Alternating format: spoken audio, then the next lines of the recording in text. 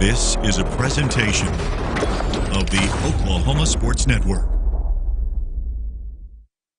Any other use of this telecast or any pictures, descriptions, or accounts of the game without the Oklahoma Sports Network's consent is prohibited.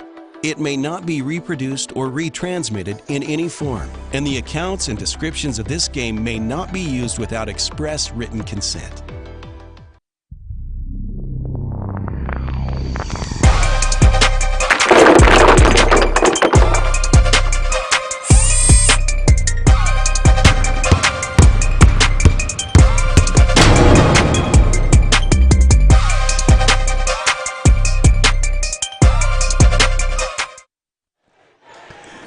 And welcome to the Oklahoma Sports Network. This is Mid-Dell Basketball. The Dell City Eagles making the short trip over to Midwest City High School tonight at J. Sutton Fieldhouse. This is Tracy Mussett and Jordan Ray here bringing you, again, Mid-Dell Basketball. We're getting ready for the girls' game, the Dell City Lady Eagles versus the Midwest City Lady Bombers.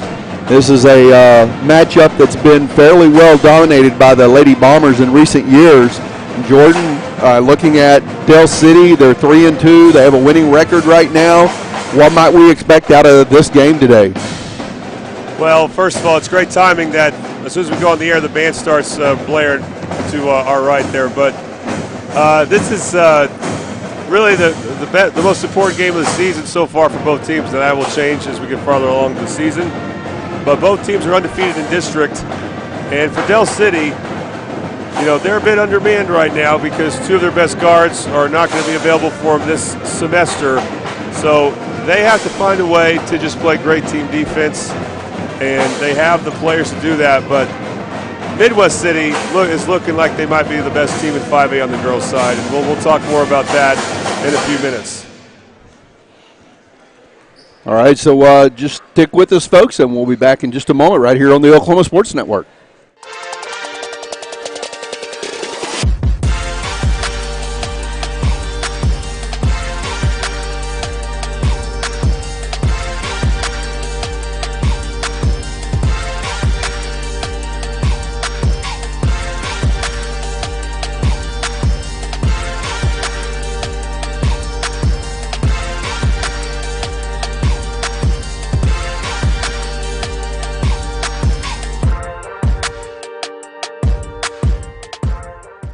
Have you ever seen an insurance commercial and ask yourself, are they really telling me the truth? Well, guess what? They're not. Somebody runs a red light and you think all of a sudden their insurance company's going to be all neighborly about it? Insurance companies aren't in the business of saving you money. They're in the business of keeping your money. So remember, save our number in your phone so when tragedy strikes, call Rob and Will.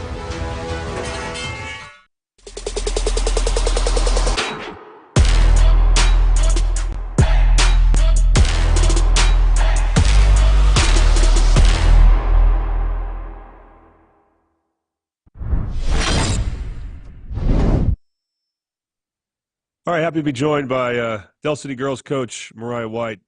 Coach, team's undefeated in district, but you did have a 1-2 tournament at Bishop Kelly, and you had some tough games, you know, playing Owasso. Big 6A school is never easy. So what were some important lessons your team needs to learn from those two losses? Like you just said, playing Owasso wasn't easy, but something we took away from that game was how tough they were. They had some very tough girls, had a lot of girls on there who know how to play the game, and they played well together. They had a girl on there, a D2 post player, and so we got to see somebody who was super physical, could run up and down the court. I think we might have underestimated their strength and speed a little bit, but that was something that we definitely learned that we got to be ready for. It looks like when I see how your team's doing, special district play, I see that Courtney McCarroll's been playing well for you. Obviously, she's had to take over a bit of a scoring load because you're currently without Sasha Hunt and Raina Lewis. Mm-hmm. How has her game evolved now as a sophomore? It's come a long way. Last year she, everybody knew that was a lefty, that they knew she was going to do left-hand layups, and that's what we're going to get from her. But this year, the first 5 games, I mean, we've seen her do a lot of scoring at the rim and behind the three-point line. So She's really improved. She's been in the gym, and she's one of those kids. She actually reaches out to the coaches and is trying to get in the gym. So, she's able to score different ways now instead of just kept scoring off the catch. She can play with the ball in her hands a little bit more. Also, of course, we'll talk a lot about Shelby Thornton, and we'll go and mention your opponent. She's going to obviously play against Deanna Douglas a lot. Excuse me. That's a very interesting matchup, and it's been happening for the last 2 years. What do you tell Shelby about what you expect, what do you need from her, and when she defends against Deanna Douglas? I think Shelby knows. We don't have to say much because, like you said, they have been playing against each other for the last 3 years, and so she knows what she's up against tonight. Deanna is strong. She's a monster on the boards, so she knows that she has to come in and match that physicality, that she's going to have to get up and down the court. It's just one of those things. Not much needs to be said, except we just need to go out there and see her do it. She knows what the matchup entails, and so she just got to go show what she's capable of doing as well. You told me yesterday one of your backups they'll be playing. I believe her last name is Thompson. Is that right? Generica Thompson. Well, I didn't realize until you sent me your roster she's 6'3". So does she have a lot of upside similar to Shelby? I might have sent a mix-up. I do have a freshman, Ayana, who is. Oh, okay. Yes, Generica is not as tall. I wish, but she plays like it, but she's not as tall. Okay. Well, who are some other players we may not be familiar with? We're familiar with Howard and McCarroll and Shelby. Who are some players that and Purifoy? Who are some newer players that you have that are playing well for you? Mackenzie Smithers. She'll play some big minutes, and she plays a big role, big part of our team. She's one of those kids who knows the game. And she can play off the catch. She can play with the ball in her hand. She can make plays for other people. And so we expect her to do that for us tonight. She's going to be a big part of what we do moving forward. And she's a sophomore as well. And so her and Courtney have been playing together the last few years. So they know each other well and they can play off each other well. All right. Any more thoughts about playing at Midwest City? Of course, you went to school there and, now you're fully on the other side. And I know it's been a tough task to compete with the Bombers lately, but I know you got a lot of talent. So what do you think about the matchup tonight? I expect it to be a good one. I'm just hoping that our fans from both sides show up and that we can get a good girls game. Like you said, it's been tough, but I think our girls are ready to turn the corner and start proving some people wrong. And that's been our hashtag this year, make them believe, and that's just something I don't think a lot of people believe in us, but I think these girls are ready to show that, that there's another good team in the district as well.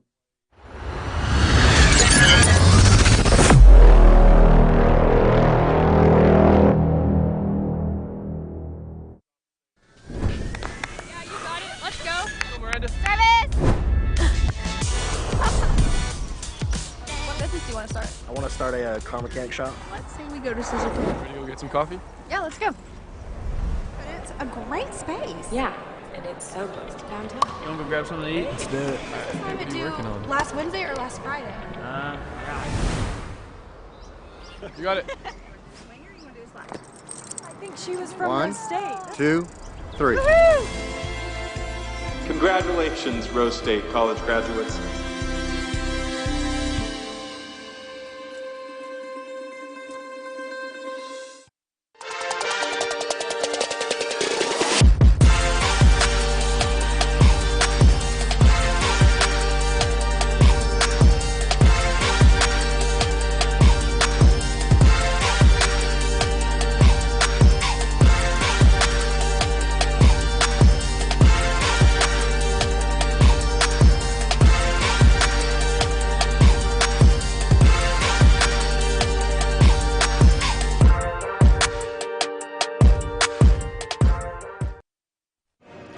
Welcome back to the Oklahoma Sports Network, Mid-Dell Basketball. This is Tracy Mussett and Jordan Ray.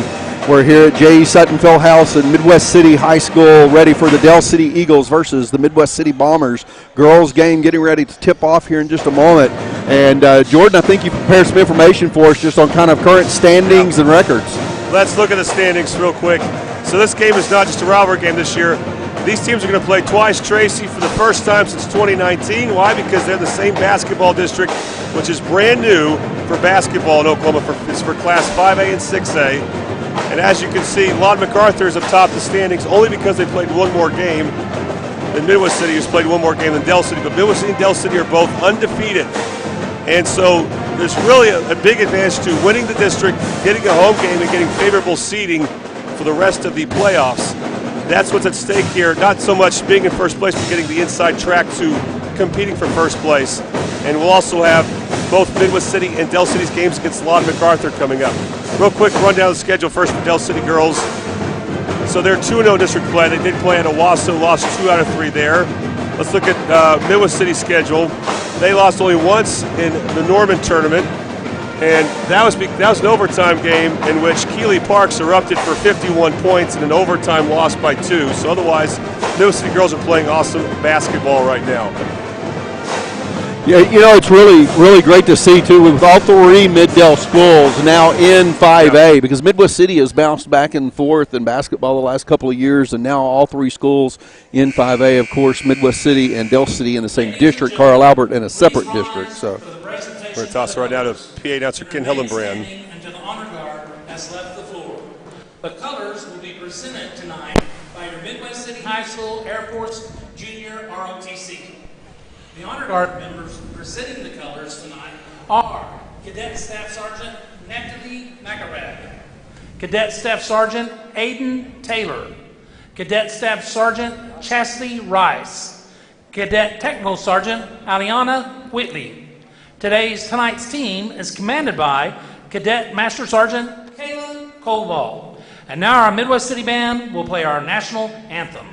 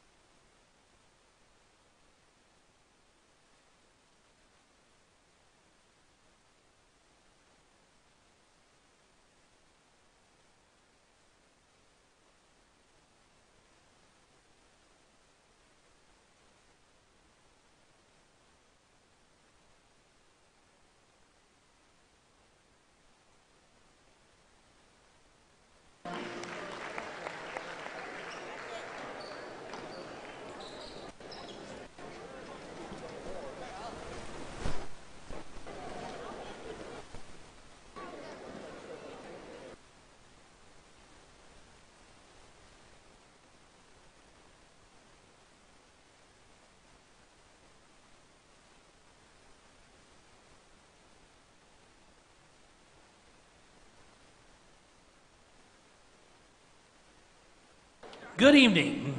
We'd like to thank everyone for coming out tonight. Before we get our game started, we would love to congratulate one of our own, our very own, Deanna Douglas, for breaking Midwest City High School girls basketball rebounding record that former Lady Bomber Kaylon Williams held at 5.97. Kaylon was extremely excited for Deanna for breaking her record that she worked so hard to accomplish and to hold. We are proud of the legacy Kaylon has left our Lady Bomber program and beyond excited for Deanna to have been able to accomplish such an outstanding achievement. 636 rebounds.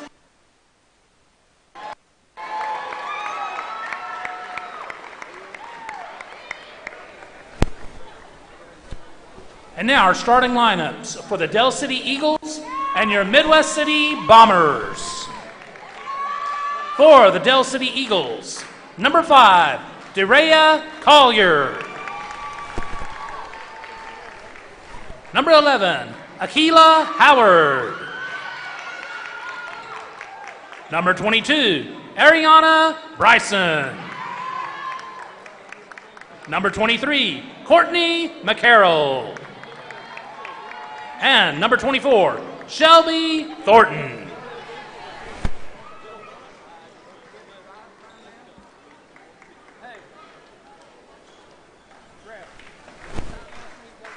And now, for your Midwest City Bombers, 0, Sierra Martin. Number 3, Markia Pratt. Number 13, 7 Miller. Number 23, Sanaya Gaddis. And number 45, Deanna Douglas. And folks, this is Tracy Mussett along with Jordan Ray. We're about ready to tip off the ball game here. Your starting lineup sponsored by Dynamic Health. At Dynamic Health Clinic, Dr. Kaufman specializes in athletic injuries and is able to get athletes back in action very quickly using a system called Advanced Muscle Integration. Play better and recover faster at Dynamic Health Clinic. Real quick about the starting lineups. 2 players to watch on each team on the perimeter. Markia Pratt for Midwest City, having an outstanding year, as is Courtney McCarroll. And then the 2 tall girls in the middle, Deanna Douglas for Midwest City and then Shelby Thornton for Del City. Really good matchup, and love seeing those 2 go at it. So we'll see how it goes in this game. As we begin the first period with opening tip-off right in front of us, Buffalo Wild Wings bringing the first period to you at 5500 Tinker Diagonal in Del City. Come to Buffalo Wild Wings to watch the Thunder, Sooners, and Cowboys hoop it up. Referees are set, the ball's in the air, and the game is underway as Midwest City comes down with the opening tip. Del City a little confused where they're supposed to be spotted, but they're in a zone defense, 1-3-1. Ball kicked out to the left wing. Midwest City showing some patience here early, down low. Shot put up from the baseline by number 13, 7 Miller, and she draws first blood. The only sophomore in the starting lineup for Midwest City, but she complements this team because she doesn't really try to do too much. Very good makeable shot for her.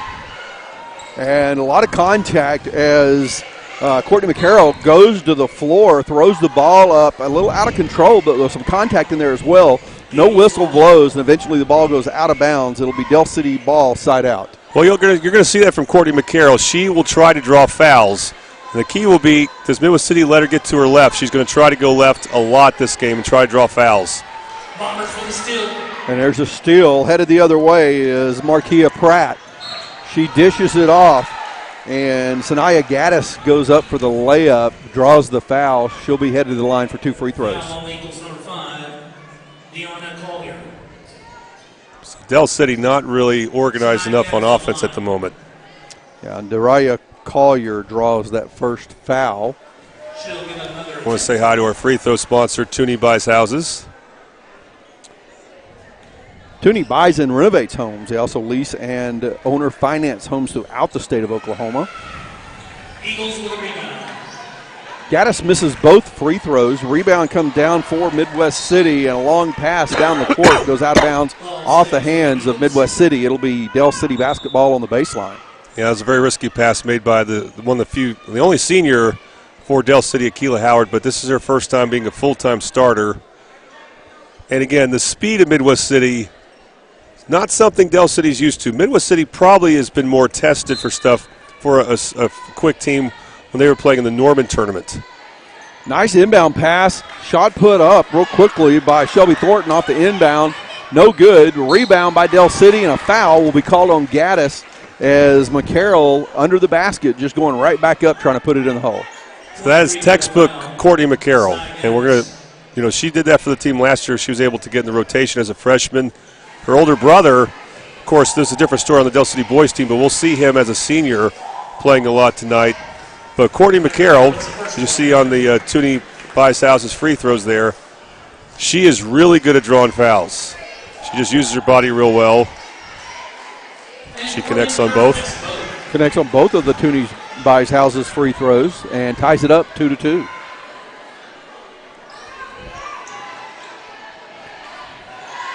Midwest City working the ball quickly. Looking down low, Sierra Martin. She finally dishes it back out. Pass down low to Deanna Douglas. Stolen away, and now Midwest City steals it back. Going right to the hole. Wow, a lot of contact. Putting it off the glass is Seven Miller. She's got all 4 of the points. That was kind of off balance. I'm surprised there was no call. Well, but she's able to finish. Looked like could have been a jump ball or a travel, either one called, and there was no whistle. That's so nice by McCarroll. Now that's big, Tracy, because she's left-handed. She struggled finishing with the right last year, but on that play, she did attack to the right and was able to score. She is not afraid of contact in the paint at all. No, I think she's a little liberated, too, by the fact that Sasha Hunt has not been available for Del City this semester, because either one can kind of take over a game from the perimeter. So, mostly going to Douglas. Is that jump ball? Inbound pass. I think a foul was called. Yeah, you're right. Yeah, it looked like that foul was called on Keela Howard. It's on the floor, though. That's surprising. That is the second team foul called on Del City. I want to remind folks that are joining us for the first stream of the year, there is a rule change in high school basketball. This is a nationwide change by the National Federation of High Schools. The traditional 1-and-1 shots no longer exist in high school basketball, and we'll go to our Super Subs replay. Sierra Martin with a nice attack. She does not look to do that as much as she should. She's 6 feet tall, very skilled, but she's not always aggressive on offense, so it's good for Middle City to see her do that here. Sierra Martin, you mentioned 6 feet tall, but she's got some pretty good moves. Oh, yeah, she's not a post player. And she that little scoop that she just put up down there will look pretty sweet. Early sub for Del City. I'd say Midwest City has a deeper bench, but Del City goes to their bench first here. And another foul called on Del City, so that's 3 on them now. So the rule change we were talking about, 5 fouls in each period. On the 5th foul, the other team gets 2 free throws, not a 1-and-1, and then at the end of each period, the foul count resets, folks. So it's a big change in the strategy at the end of the half, and the way that you can manage your fouls, and no longer have a 1-and-1 in high school basketball. Still on the inbound play by Sanaya Gaddis. She going right to the hole, and this time, very similar to last time, this time she gets called for the travel. So Gaddis missed last year with a knee injury from her sophomore year late in the playoffs. We had that game against Del Reno in area championship, unfortunately. That derailed her for quite a while, but she's now playing point guard for this team. Obviously, she has to be a little bit more sure-handed with the ball there. McCarroll hits the floor again, making a lot of contact. Nice rebound in traffic by Douglas. Of course, they recognized her for that. And a foul called on Del City again. 4th foul already, and we're only 3 minutes into the ball game. I think Del City, one of the reasons that Coach White played zone was to avoid this foul problem they're in right now. At least when you have this type of rule change, it only lasts for 1 quarter. But you got to really try to survive that quarter, be really smart. Driving the baseline is Markia Pratt. Oh, such a good move. Good hands by Douglas. Great rebound in their offensive board for Midwest City, and then the ball goes out of bounds off the shot. Team rebound for Del City. And you remember, Tracy, they recognized Deanna Douglas for being the career leader in rebounds. That's quite an accomplishment here. Do you remember the number? It was 636 and counting, I think is what it was. Thousands. I don't know why I said thousands. Yeah, you're right. 6, yes, but still a great number. So she already has 3 or 4 this game. Yeah. We're going to see a 30-second timeout. So 30-second timeout. Just a few observations. Del City, their zone defense has actually been pretty good at limiting Deanna Douglas's touches. So we're not seeing, when Del City's on defense, the Shelby Thornton on Deanna Douglas matchup as much man-to-man, but they'll still guard Douglas a lot. And we haven't seen a lot from Markia Pratt from Midwest City. She is their leading scorer from the perimeter, and again, she is a great playmaker, but she missed 1 shot in the paint just now. Otherwise, she has not really gotten going. Yeah, and you know, talking about limiting Midwest City's opportunities down low, the challenge is there have been several fouls called on Del City while Midwest City was in transition. So it's not, a lot of those fouls are not happening once they get back and set up in their half-court defense. They're happening during transition, and if they get in too much foul trouble early, that could really impact their ability to play strong defense. Yeah, also the Bombers are 0 for 2 from the free throw line. Del City is 2 for 2 from the free throw line. Inbound pass coming after the timeout. Full court man pressure here by Midwest City. Screen set in the backcourt. Sierra Martin on defense.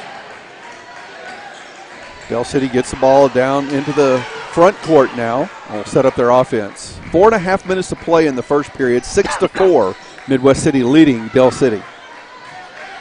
Remind you, this is a district game as 5A and 6A basketball are now split up into districts. Something new for Oklahoma basketball. A lot of talk that we might see that in some of the lower classes. In it's kind of experimenting with it. There's some highs, there's some good points and some bad points to that. Meanwhile, that's not a good foul by Sierra Martin. It was such an obvious call. When you're playing post defense, as Martin switched on Thornton, you don't want to make it so obvious, but she was wrapping her arm around Thornton and was basically asking for a foul call there. And she's athletic and quick enough. She shouldn't have to do that. I agree. Good pass. Nice pass down under the basket. Couldn't really hang on to it. The three put up, and boom, Shelby Thornton connects. Bobby Lewis three there by someone I did not expect to shoot a three, the post player for Del City, Shelby Thornton. That replay was brought to us by Super Subs. By the way, folks, Super Subs has chicken Phillies. You need to try the deluxe, the buffalo, or the barbecue chicken. Located right here in Midwest City. We have a lead change, by the way. Del City on top by 1 point now after that three. Bombers having some finishing problems right now. There we go. Deanna Douglas finally finishes under the basket for Midwest City, puts them back on top. 8-7 the score. McCarroll right to the hole, left-hand layup, and she misses it. It is Markia Pratt coming down with that rebound. She's going right down in the paint among the trees in there, puts up a spinner off the backboard, shot no good, and here come the Del City Eagles. Yeah, Pratt tried to do a bit too much there. She wants to get her first points and went a little bit too aggressive there. Good deflection by Douglas as we're about to see Shelby Thornton post up the smaller Markia Pratt. That's the matchup advantage for Del City, but now with the out of bounds, Midwest City can reset on defense. And Collier inbound the ball. Excuse me, that's not Collier. That is Smithers in the ball game now. Smithers will inbound the ball for Del City. Shot in the paint, put up by McCarroll. A lot of contact, no call. I've said that several times now, and it's consistent on both ends of the court. And then there's contact as Douglas actually got off balance. Then the contact was made. Because she was already off balance, she hits the floor hard.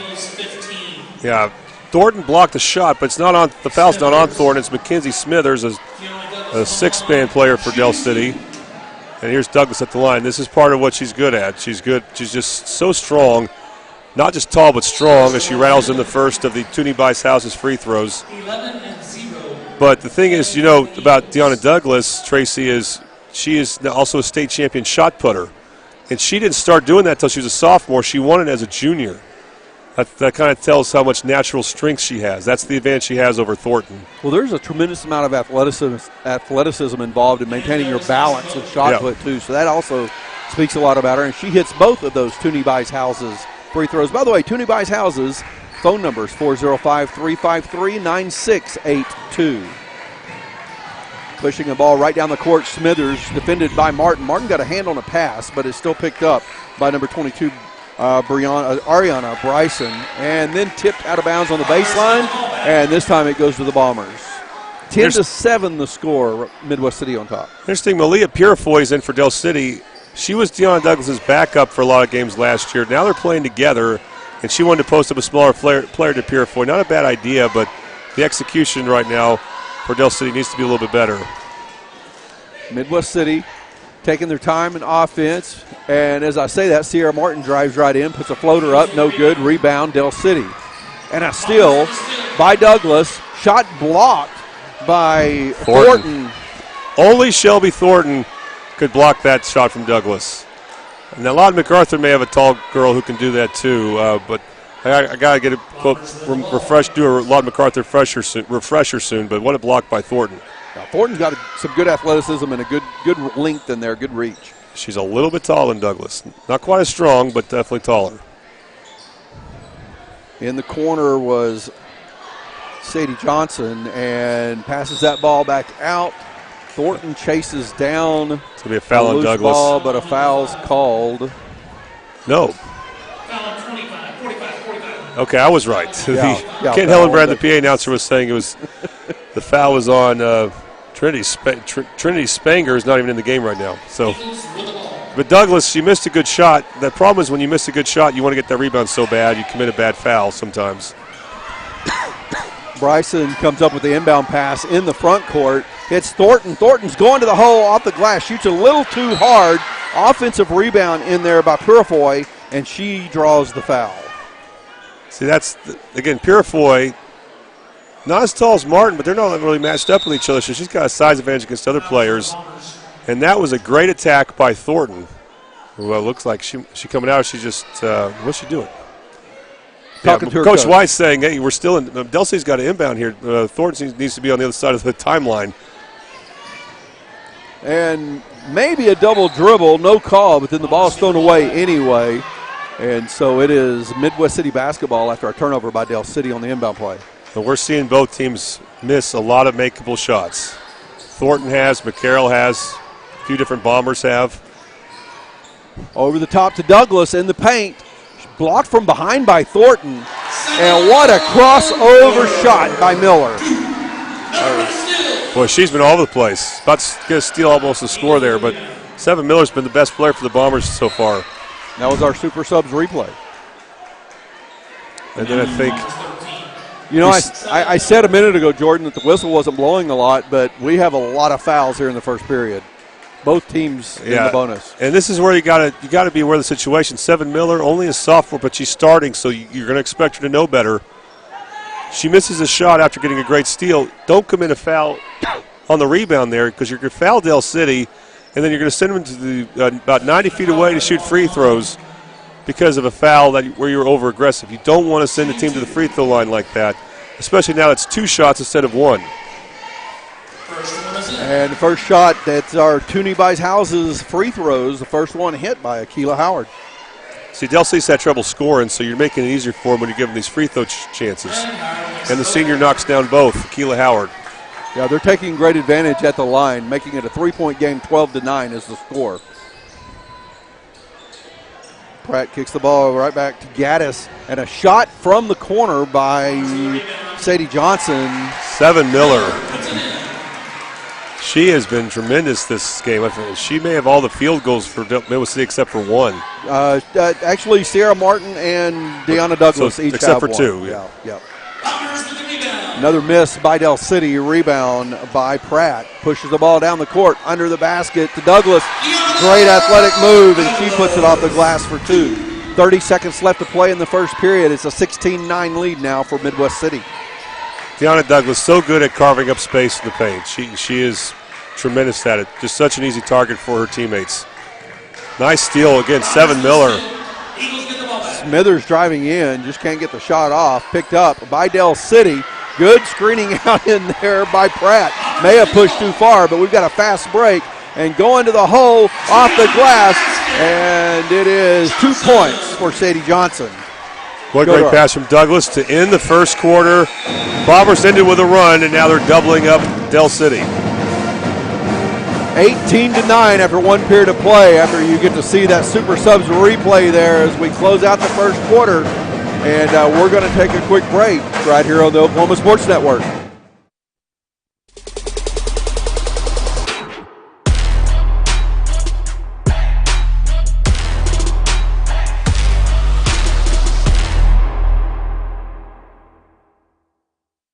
Have you ever seen an insurance commercial and asked yourself, are they really telling me the truth? Well, guess what? They're not. Somebody runs a red light and you think all of a sudden their insurance company's going to be all neighborly about it? Insurance companies aren't in the business of saving you money. They're in the business of keeping your money. So remember, save our number in your phone so when tragedy strikes, call Rob and Will.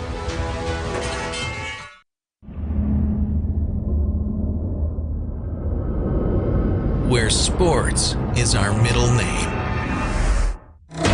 We are the Oklahoma Sports Network. Welcome back to the Oklahoma Sports Network Mid-Dell basketball. Dell City Eagles at the Midwest City Bombers. We're at the J.E. Sutton Fieldhouse. Midwest City High School. It's the Midwest City Lady Bombers leading 18-9 as we begin the second period of play, brought to you by Casa Juanito. Casa Juanito is a quick-service restaurant offering fresh and flavorful fiesta meals in Dell City, Oklahoma since 1976. And that is on Southeast 29th, just west of Sooner. We're underway here, Midwest City with the ball to begin the second period. And Thornton gets another block. Now the ball's tied up, jump ball, and I believe that one's going to go to Dell City. Yeah, you like to try to avoid that when you get a block shot, but the Bombers quickly converged on Thornton. That's a great block, though, because she knows she's 6'2". She does not need to jump early to block a shot. She doesn't have to jump at all. Now we got Dell City timeout. You know, on that last play, Gaddis had gone up for the shot. Thornton came up with that block and rebound, and she was trying to turn away from the pressure of the bigger defender and turned right back into Gaddis, who was under there to tie up the ball. Yeah, these teams are going to do that. You get a defensive rebound, you got to be careful. They're going to play defense right away. I think we'll see that for both teams, but especially for Midwest City, who has shown they want to go full court and press a lot. Dell City's dropped back to a zone. The number one factor in this game right now is Dell City on offense. They've missed a lot of gimmies. They've also turned the ball over. Both have happened. So they should have more points. They also should have less possessions where they give Midwest City transition, but they're not taking great care of the basketball. Midwest City, on the other hand, they're missing some close-up shots, but they're not turning the ball over. We're not seeing Dell City get nearly as many transition opportunities. And here's a potential one for Dell City if they can do good against the full-court press from Midwest City. As Midwest City sets that full court press, they can beat it. A lot of times that leaves you open with a advantage in the front court. Smithers pushing the ball right down the court. Pulls up. Twists her knee a little bit as she pulled up. Doesn't seem to be having any problem with it. Swings it over to the left wing. Stolen away from behind by Gaddis. She's pushing it right back the other way. Get round Thornton, pass across the lane.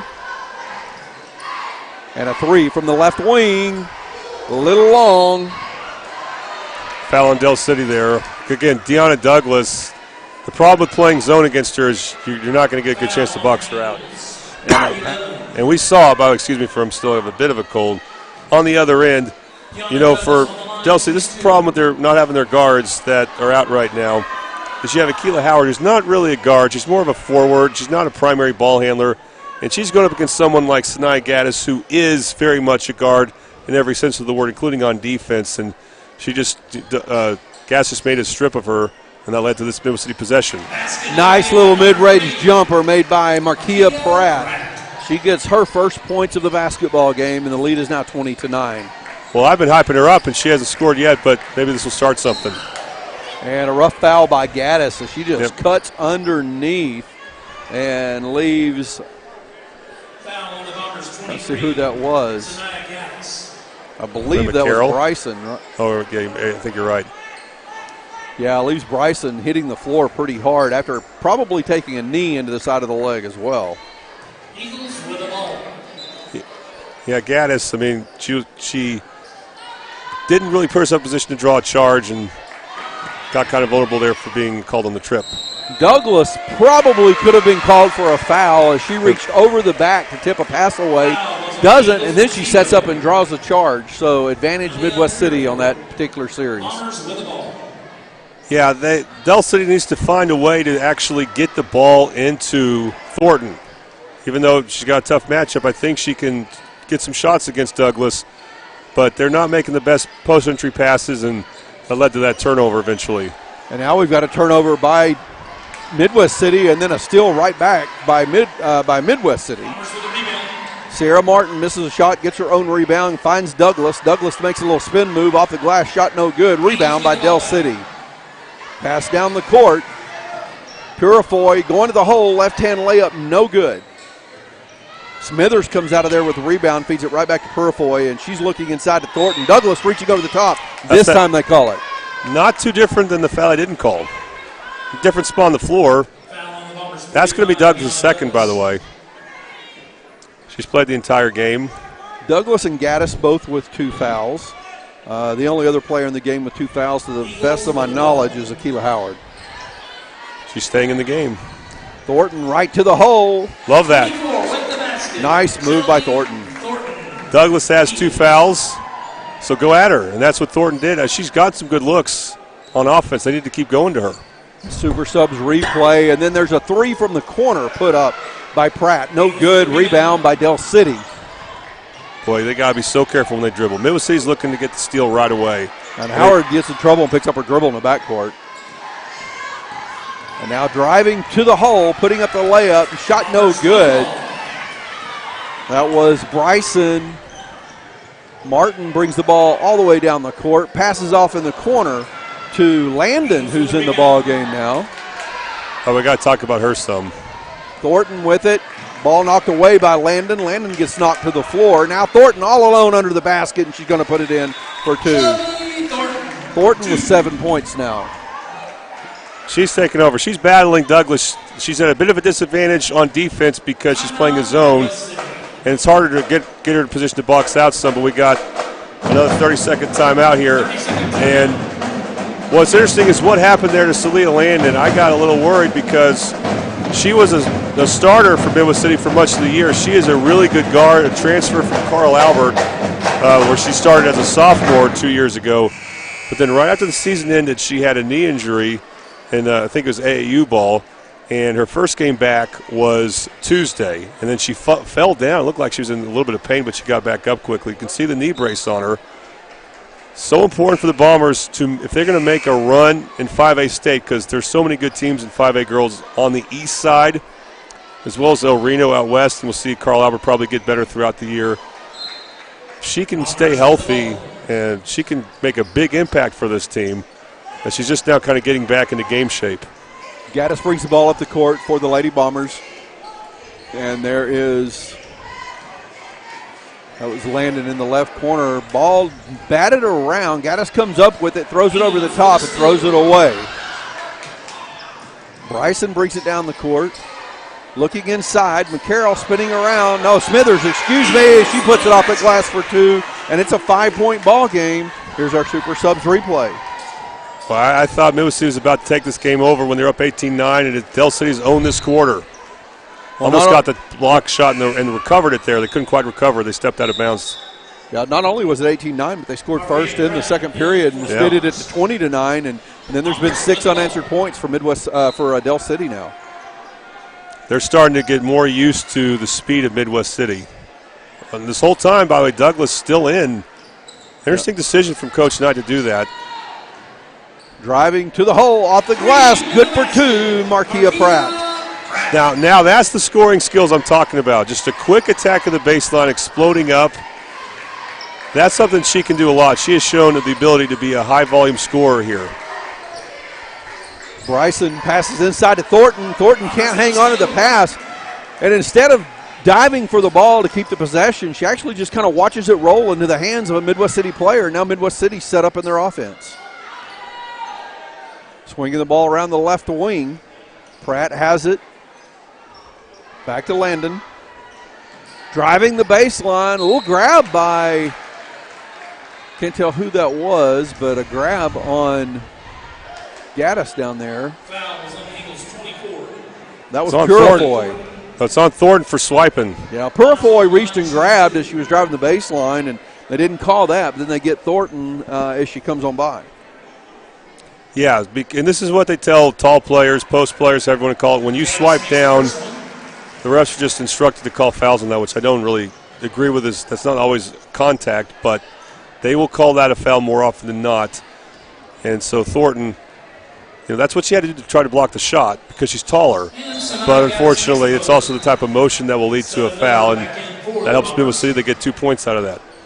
And that's Gaddis' first points of the ball game. She missed 2 free throws in the first period. Hits both of these Toonie buys houses free throws here in the second period. By the way, Del City's run came with Seven Miller on the bench. She is back in now for Midwest City. Smithers running point right now. Backs off of Landon. Thornton setting a screen way out high. Landon steals it away. She's headed on the fast break right to the hole. Gets fouled. Shot's no good. It's a big opportunity there for Celia Landon again, trying to get comfortable. One name we haven't called much for Del City lately is Courtney McCarroll. I think they need more of her, too, Del City, is to weather any Bomber storm. Bryson called for that foul, her first. 4th team foul here at the 3.5 minute mark of the second period. Landon misses the first Tunney Houses free throw. Douglas coming off now. Now the Bombers have options when she's out. If they want to go with the traditional post player, but they choose not to, Coach Knight will basically have Sierra Martin defend at the 5 position. Landon hits the second of the Tunney Houses free throws, and it's a 10-point lead now for Midwest City, 25-15. McCarroll brings the ball up the court, pulls up, reach-in foul called on Pratt. Yep, definitely reach-in. Bombers have, you know what, this has been, since I've started calling their games, I don't think this necessarily applies to Coach Knight. It's probably happened before she even got there, but they will foul a lot, especially in the first half. That was Pratt's second foul. Purifoy driving in from the left wing, puts up a floater on the baseline, shot no good. Smithers gets a hand on it, but it is Miller coming up with the ball for Midwest City. Landon now passes off to Johnson. Johnson takes 3 from the corner, no good. Landon gets the offensive board and the putback. Now that's what Celia Landon can do. She just knows where she just knows how to score around the basket, be in the right place at the right time. That's all she did there. She wasn't even on the offside glass. She just, went to the glass and it just missed short and right to her. And part of that, again, is Del City, as long as they play zone, will be vulnerable to that. So did we have a sub just now? Did Howard check back into the game? I'm not sure what was happening there. Yeah, I'm not either. I couldn't tell if it was conversations with a coach or subs or somebody had to come out for some reason. I usually don't allow for a sub in this situation. Midwest City's made the shot, but there's no actual stoppage of the clock. No dead ball. Interesting stop there. So Del City with the basketball, pushing it all right quickly into the front court is Bryson. Picks up her dribble, drags her back foot, travel called, turnover Del City. Turned out to be a good switch by Sierra Martin. If they can control that better, you got a smaller player guarding Thornton. I would go back to Thornton inside of Del City, being guarded by Sierra Martin. Pratt drives right in, goes up for the shot, gets fouled, hits the floor hard. She'll go to the line to shoot 2, and the foul called. Oh, that's big. It's on Thornton. Wow. Thornton has picked up, I believe, her 3rd personal. She's had 3 in the second period alone. Yeah, it would have been, maybe it's easy to say in hindsight, a good idea to take her out when Douglas went out. It's not really a problem for Del City on defense as long as Douglas is back in. It's a huge problem once Douglas comes back in, the fact that Thornton's in foul trouble, and that's kind of been a big thing for her to avoid. And we got these Tunney Houses free throws. They buy and renovate homes, also lease and owner finance homes throughout the state of Oklahoma. 405-353-9682. And Pratt hits the second after missing the first. Some pressure in the backcourt put on by Midwest City here. McCarroll gets into the front court with the ball. A lot of dribbling, picks up her dribble now, in a little bit of trouble. Johnson all over, passes it off. Driving into the paint is Howard, and she's fouled on the little floater in the paint. Well, Pratt did, even though she's a guard, Pratt did the same thing that Thornton did a few minutes ago that will lead to a foul. She swiped down hard with her right hand. And that is the 3rd personal on Pratt as well. Like I said, Midwest City will foul a lot in the first half, then they kind of adjust. Tunney Houses free throws. Shot by Akila Howard. She misses the first. Second one is up, and she hits the Tunney Houses free throw. Again, we're seeing a zone from Del City. Sierra Martin passes off to Johnson. Johnson now back to Martin. Martin at the top of the key. Back to Johnson in the corner for 3. That one is way long. A rebound inside. A couple of offensive boards here for Midwest City. End up with 4 offensive boards by Midwest City. Missed all the putback attempts. Del City comes out of there with a basketball, and it's Akila Howard now just trying to find some room. Well, she dribbled that ball around or through 4 players to keep possession. Almost going to have it stolen away as she does, as Martin now comes up with it. McCarroll cuts her off. Martin dishes it across the paint. Their number 24, Johnny Say, and she hits that one for 2. Another rotation player for Midwest City who, could see some big minutes down the line. Del City having some difficult times now with this pressure, and Sierra Martin's going to get called for reaching in. It's a good call. It's going to lead to free throws. For Del City, I'm surprised they're staying in that zone. They're just not rebounding very well in it. And it may not matter, but maybe think about just changing the zone defense. I would expect Del City is really concerned about trying to match up man-to-man. Yeah. That seems like Midwest City is more athletic than they are. Well, just a little bit, not a lot, but just a little bit. Well, it's been a good game plan for Coach Knight because, again, the guards for Del City that are out, Raina Lewis and Sasha Hunt, would help a lot with the press, with the pressure. And they would help them from a scoring standpoint, and that may go to what you're saying when it comes to athleticism. I think Midwest City has more skilled guards than Del City right now, and that's been the reason, no small part for the reason of this lead. So Malia Purifoy misses both of the Toonie Buys Houses free throws, and then we have a foul called on the rebound that is going to put Midwest City at the free throw line shooting 2 free throws. So Bryson was called for the foul. That is her second personal.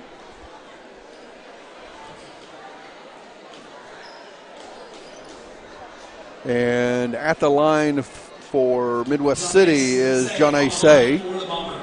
30-16 the score. 14-point lead now for Midwest City. Say is a 6-foot junior. Didn't play a lot last year, but she's, again, got good height to her. So putting her with Martin, Midwest City still really does well size-wise with this, and she's makes that free throw, so she's giving the Bombers some good minutes. And hits both of the Toonie Buys Houses free throws. She has 4 points in the ball game now. McCarroll with the basketball in the backcourt. One-on-one defense. Green set at half court. She takes the offside screen. Goes left. Still dribbling. Nice little hop off the glass. Nice move. Just can't finish. Johnson gets a rebound from Midwest City and is pushing the ball very quickly. Say with it off the glass. Good for 2. Wow, she's been the best player for Midwest City down this stretch here after giving up an early run to Del City this quarter. Midwest City has taken over. Smithers working against Landon. Del City gets the ball into the front court. McCarroll drives the baseline, goes up, shot blocked by Miller, and she just takes it away as Miller's going the other way. Passes off to Say. Say's going to the hole, and she fell hard. I thought she was about to do the splits. I was waiting. I couldn't tell if they called a foul or out of bounds. They did, so we'll call it a blocked shot.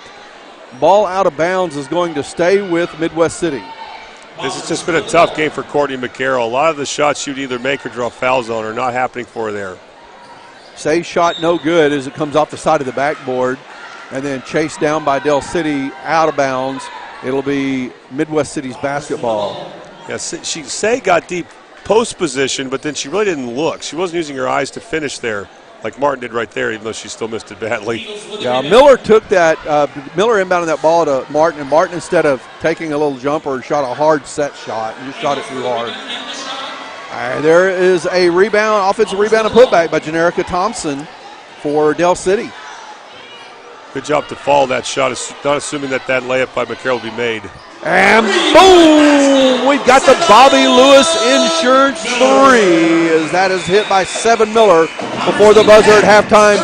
Our three-point sponsor, Bobby Lewis Insurance, surprisingly great rates with 2 locations to serve you.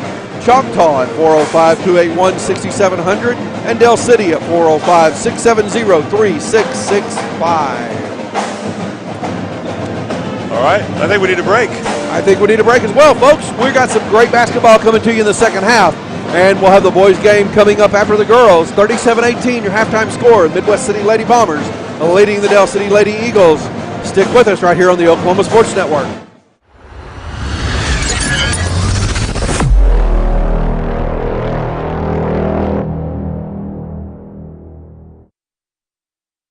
Experience the best wash in town at Tommy's Express. You'll love our open and bright tunnels, easy loading flat belt conveyor, unlimited membership, and free vacuums and mat washers. Experience the difference and visit Tommy's Express today.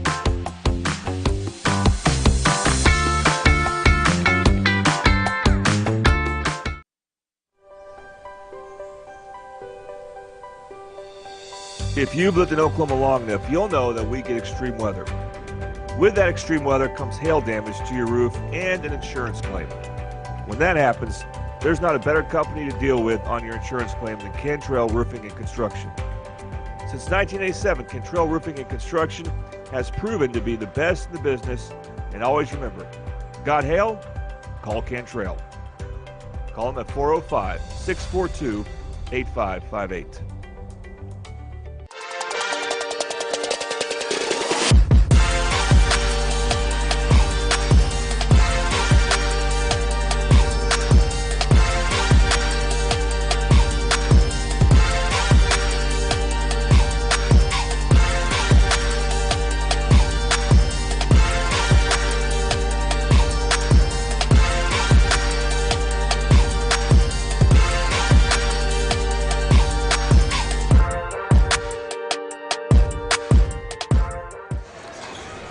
Welcome back to Midwest City Bomber and Del City Eagle basketball on the Oklahoma Sports Network, so we shorten that to Mid-Del basketball on the Oklahoma Sports Network.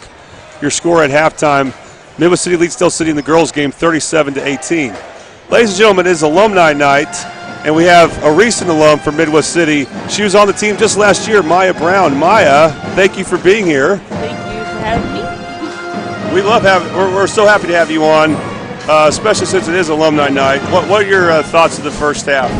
I feel like they can pick up the intensity. You see Del City went in a zone because we are attackers. But if we go in and out, we go in, they sink in every single time we kick out, get the three. If we don't have that, we rotate the ball, keep the movement going. They're not used to that. So all we got to do is just in and out, play together. You know what, this reminds me of your type of game because that kind of describes how you played. And as soon as the other team gets a rebound, you look to get the ball pretty much. Is there a particular player on this Midwest City team that kind of reminds you of you? Markia Pratt. She reminds me of me. Yeah, she's very, very crafty. She's very smart with the ball. She can finish at the rim. Yeah, all around, great player. Great player. Well, she got to learn from you last year for sure. Yeah, I learned a lot from her also. Now, this is a rivalry in many ways, but it's been so one-sided in girls basketball.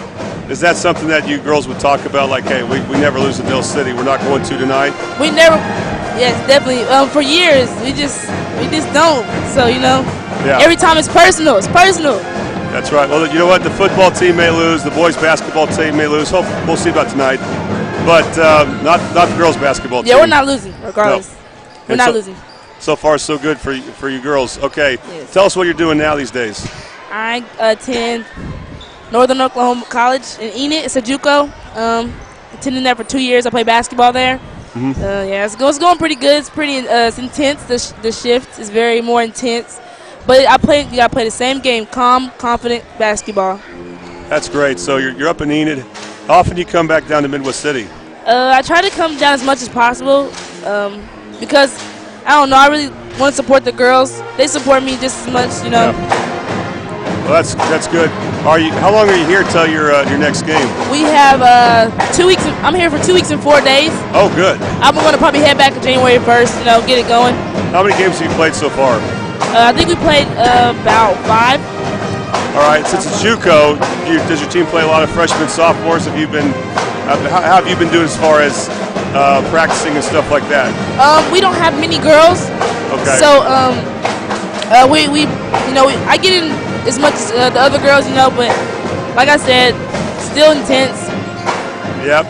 All right, the last question for you, and then we'll let you enjoy alumni night as you're now a Bomber alumni. Doesn't that sound weird? It's insane. I don't want to believe it. No, but that title will never leave you now. No, I'm Bomber for life. That's right. Once a Bomber, always a Bomber. But but when it comes to your time in Midwest City, did that prepare you well for not just games but practice as well up in Enid? What'd you say? I'm sorry. Did it prepare you well for practice and games in Enid? Oh, definitely. Just to stay calm. You don't let things get to you because in college, it's no time to be pouting. You got to stay ready and stay intense.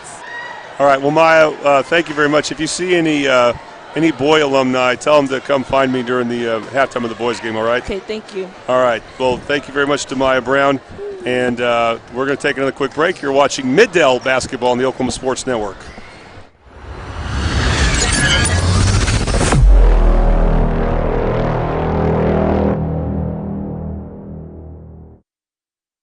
Experience the best wash in town at Tommy's Express. You'll love our open and bright tunnels, easy loading flat belt conveyor, unlimited membership, and free vacuums and mat washers. Experience the difference and visit Tommy's Express today.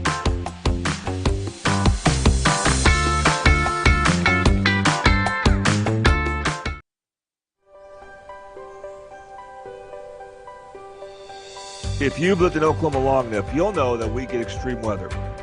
With that extreme weather comes hail damage to your roof and an insurance claim. When that happens, there's not a better company to deal with on your insurance claim than Cantrell Roofing and Construction. Since 1987, Cantrell Roofing and Construction has proven to be the best in the business, and always remember, got hail? Call Cantrell. Call them at 405-642-8558. When it comes to your home, you need someone that you can trust to keep it safe and protected for you and your family. Vesta Foundation Solutions is your local, family-owned company that has helped many homeowners fix and protect their homes. Our engineered solutions can take care of all of your foundation repair, basement waterproofing, concrete leveling, and dirt crawl space repair needs. We take pride in getting the job done right, and you'll always be protected with up to a 75-year warranty. Contact us today for a free estimate. Have you ever seen an insurance commercial and asked yourself, are they really telling me the truth? Well, guess what? They're not. Somebody runs a red light, and you think all of a sudden their insurance company's going to be all neighborly about it? Insurance companies aren't in the business of saving you money. They're in the business of keeping your money. So remember, save our number in your phone so when tragedy strikes, Call Rob and Will.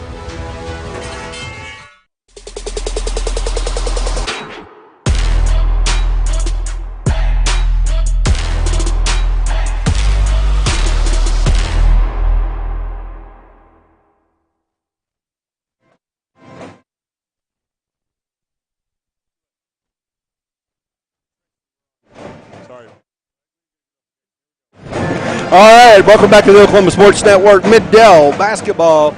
It is the Del City Eagles at the Midwest City Bombers. We're at the J.E. Sutton Fieldhouse, Midwest City High School. Halftime, the Lady Bombers lead the Lady Eagles 37-18. The Lady Bombers scored 18 in the first period, 19 in the second period, 9 in each period scored by the Del City Lady Eagles. Both teams shooting from the line pretty well in the basketball game. Right now, the biggest difference in the game has to do with how well, and I say this with, possibly getting it wrong, but early on, Midwest City doing a lot better, hitting their shots under the basket. Late in the second period, they missed quite a few, but they were getting offensive boards. So, yeah, I think they've been able to force turnovers as Midwest City. They get transition baskets. They've been able to get points in the paint. Again, just better guard play all around, and that's been a problem for Del City. They have not been able to take care of the basketball well enough. By the way, we forgot to mention on the Oklahoma Sports Network tonight, there's 2 other games on. And when I say games, I should say girls games, then boys games. Also in 5A in the other West District, that's District 1. This is District 2, of course, Midwest City, Del City. But Carl Albert right now, this could be a huge loss for them. They are playing Guthrie starting the third quarter, and they are losing by 11. 21-10, they just cannot find the glass on offense. They just scored just now, but making the score 21-12. Also, Elgin and El Reno are playing. That's a big game for Elgin. If they can pull off an upset, that would be huge. Yeah, we've got folks that are watching this in different ways, so you can pick up the Oklahoma Sports Network on YouTube, but also go directly to the Oklahoma Sports Network website, and there's also an app that you can download on the phone to watch these games, and so multiple ways that you can get to the games on the go or at home. Yeah, you see why I'm high on Marquia Pratt. She gets that offensive rebound and just is able to lay it in softly amidst some trees for Del City. She has really good touch around the basket. So Midwest City with the ball and the bucket to begin the third period of play, extending the lead to 21. Thornton with an offensive board, can't get it to go for Del City, and now McCarroll inside. She puts it off the glass, no good. Douglas gets the rebound in there for Midwest City and pushes the ball right back down the court. Pratt going right to the hole with it. Really got a way too much movement in there. She went up for the shot. She thought way too much about Thornton. She did. And Sierra Martin says, I'm going to take it to the hole, and she goes strong. Yes. Scores on the layup. Now, Martin being a bit taller and a senior, she didn't care so much about Thornton. She's just going to go straight up and made an easy shot there. Martin with 4 points in the ball game. McCarroll going straight to the hole, left-hand layup. She gets to go for 2. Good move by McCarroll. Those have been few and far between. She's really good at attacking right and then being able to take a good shot with her left there. But she has struggled overall. I don't expect that to be the case most games for Del City, but it has been tonight so far. And that replay on that McCarroll shot was brought to us by Super Subs. Want to tell you, too, our third quarter is sponsored by Rose State College. Parents want to save money on college, help your student get ahead by earning college credit in high school. It's called concurrent enrollment, and Rose State College makes it easy and very affordable. Apply today at rose.edu/concurrent. Bombers get a steal. Martin's pushing the ball the other way. She's got a 103, but she's going to go all the way to the hole and do a left-handed underhand scoop. No, she shot right-handed on the left side. I think she tricked Del City by doing that, and it was just a really good, quick move by Sierra Martin. Another Midwest City steal. And that's still by Sanaya Gaddis. Foul's going to be called in there as Martin was going up for the shot. 2 shots coming for Martin. All the guards from Midwest City have been tremendous on defense, getting steals. Gaddis has a couple times there. We've seen Pratt do it the play before. Seven Miller's been all over the place on defense. So this is what makes them so dangerous. And then you got Martin and Douglas as your 4 and 5 duo. This is what I'm talking about when I say Midwest City might be the best team in 5A. The other team that might be the best team in 5A is El Reno, and they're beating Elgin pretty good at the moment on the Oklahoma Sports Network. That's some serious competition right there. I don't know if those teams will play at all until state tournament, if they'd even make it that far, but I like their chances. So we got Toonie Buys Houses free throws coming here by Sierra Martin. And that second one rims out. Long pass down the court. Martin trying to make a play on it. McCarroll comes up with it. McCarroll's going in, drives from the left side. She likes the left side. And the ball's tipped out of bounds by Pratt. It'll be Eagles ball on the baseline. And that's the type of shot that McCarroll normally makes, but it's just different against Midwest City. You got 2 taller players in there. Nice hustle by Douglas, but she's got to be careful not to get a foul. I think she did. She did. That is the third foul on Deanna Douglas. Yeah, I think when you're 6 foot like that, I don't think you need to make that play on defense. I get why she's trying, and it may not matter in this game because Midwest City's up 24. They force a jump ball on Thornton. Yeah, Seven Miller comes in there again. Thornton's trying to keep the ball away from Douglas, and Miller comes underneath and grabs it. That was a good baseline play for Del City, but Thornton's got to catch that. And Gaddis comes up with it. Clearly a double. Yeah, no doubt about that one. Double dribble call, turnover for Midwest City. But back to Douglas. Again, it may not matter because she's a senior. She could she can play with foul trouble, but I think she should not try to go for steals like that on the perimeter very often. If she is in foul trouble, she's not. Go ahead. Well, having a 24-point lead affects your mindset about what you can and can't do and how concerned you are about fouling out as well. I got to say, I like that McCarroll has not stopped being aggressive because I don't think very many other Del City players are playmakers on the perimeter. But that's the type of foul she's really good at drawing. I mean, the way she contorts her body, she has really good instincts for that. Unfortunately, against the Bombers, she just has had sometimes where she's tried to draw the foul and it hasn't worked. So McCarroll hits the first of the Toonie Buys Houses free throws. Who was that foul called on just then as she went in? Do you know? Sierra Martin. Who really, I don't know if she really fouled her, but McCarroll did a good job selling it. I thought Martin actually stood her ground pretty well. McCarroll's first shot was good. Second free throw's up. It's good as well, courtesy Toonie Buys Houses. That is 8 points in the ball game now for McCarroll. 5 minutes to play in the third period. It's a 22-point lead for Midwest City. 44-22 is the score. There's several players in the game now with 3 fouls. What a move by Markia Pratt. Watch our Super Subs replays. Okay, that's what I'm talking about with her.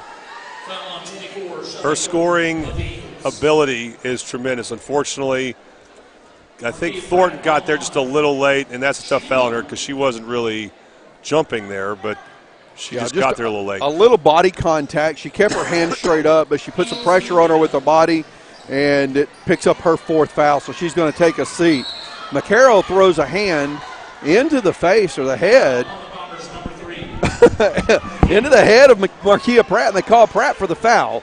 So Markia Pratt a little upset about that. She got hit in the head by McCarroll the same way that way Draymond Green hit Nurkic with an arm the other day. Well, fortunately, no one got knocked out like Jerkic did. But that's what McCarroll can do or does. And I think Pratt's right. I think she is correct to be upset about that. And McCarroll driving right in. She gets hit in the face as well, but she puts it off the glass for 2. This is the first time, by the way, we've seen Douglas in the game and Thornton not in the game.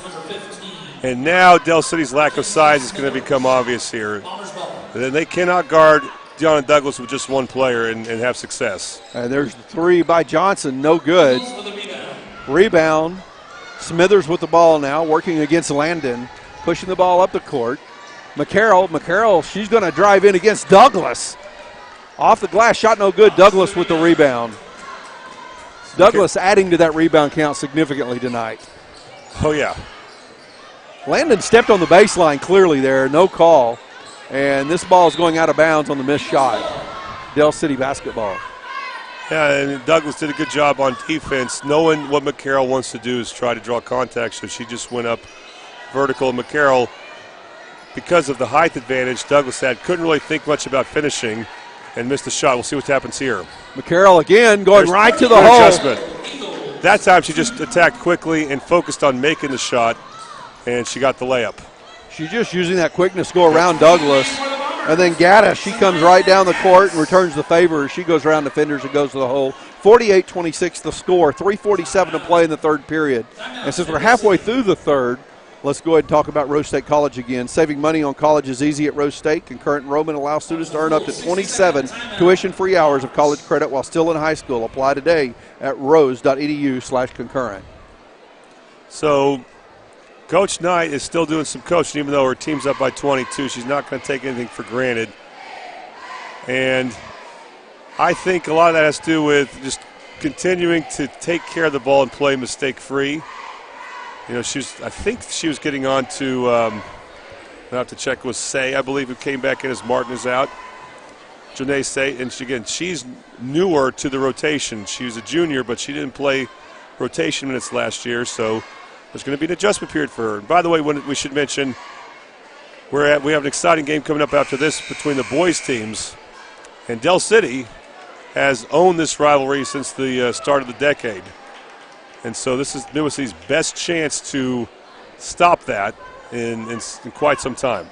Del City happens to be the defending state champs too, correct? Yes, they are. Of course, they won it. Now, Midwest City was in 6A, but they weren't very good last year, even though they were in 6A. So inbound pass goes to Smithers from McCarroll. Smithers working against Landon. She just heads off in a hurry, dribbling. Douglas out there to defend her near half court now.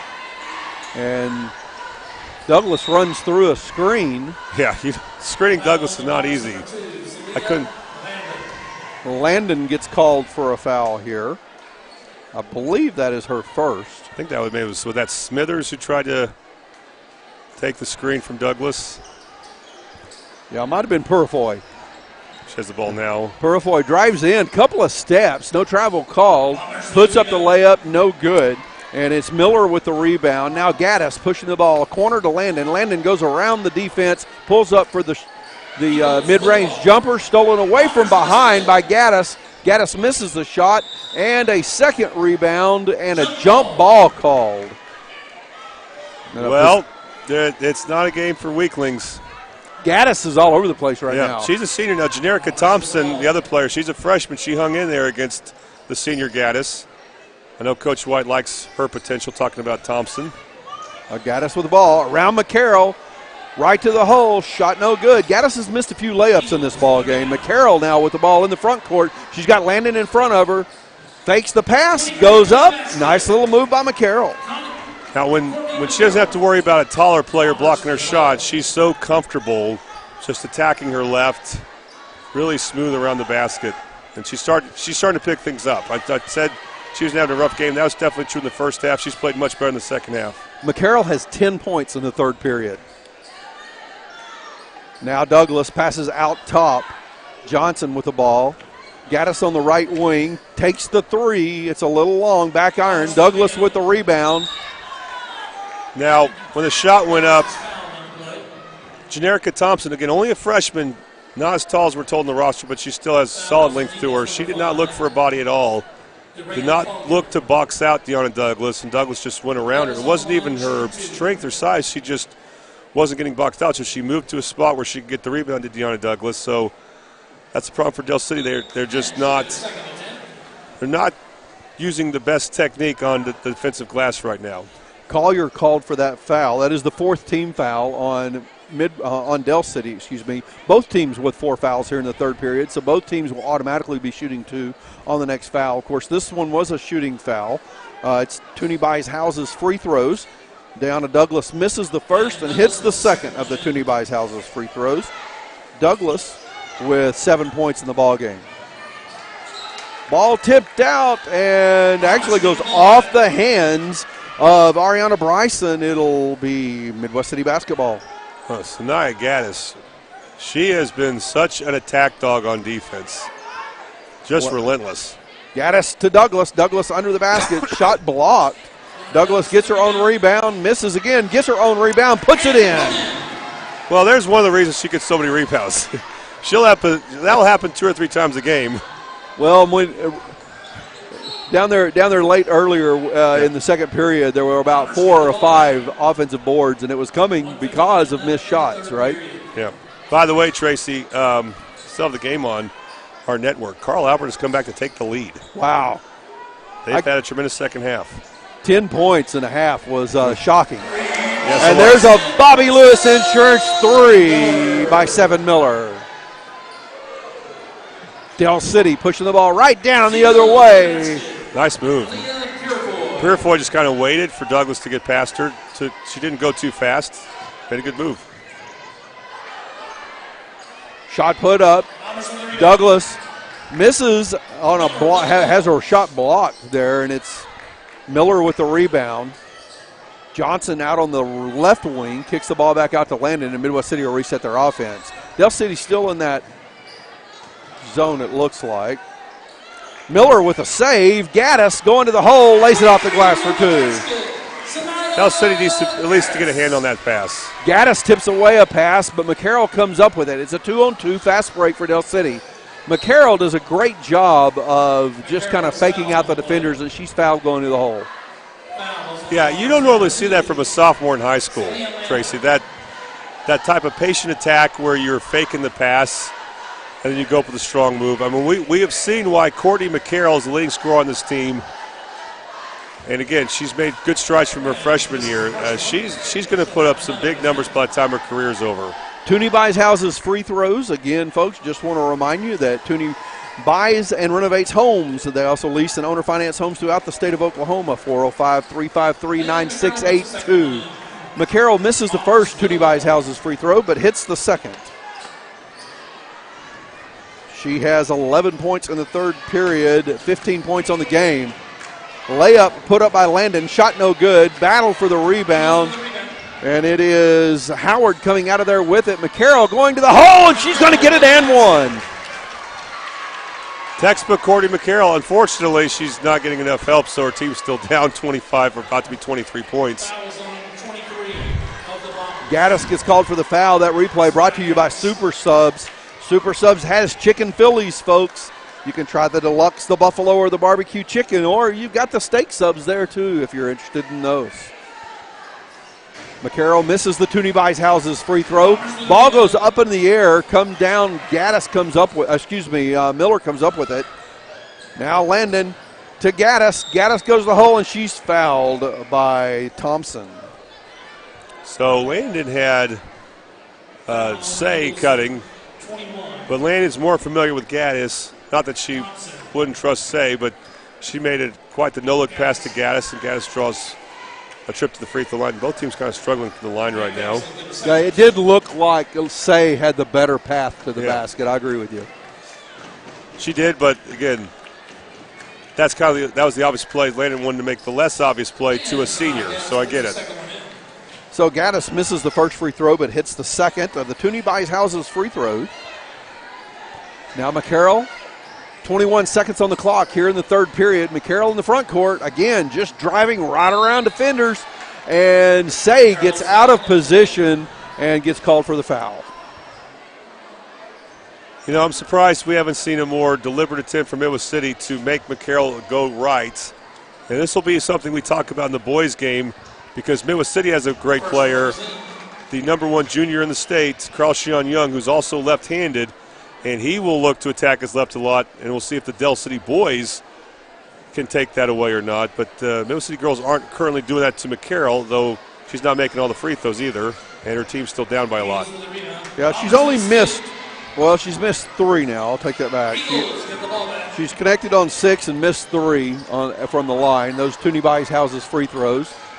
So ball just bouncing around. A lot of ping-pong, pinball action out there with the basketball right now. It hits the back of the backboard as the third period ends, 57-34. It is a 23-point lead for the Midwest City Lady Bombers after 3 periods of play. We're going to take a quick break here on the Oklahoma Sports Network.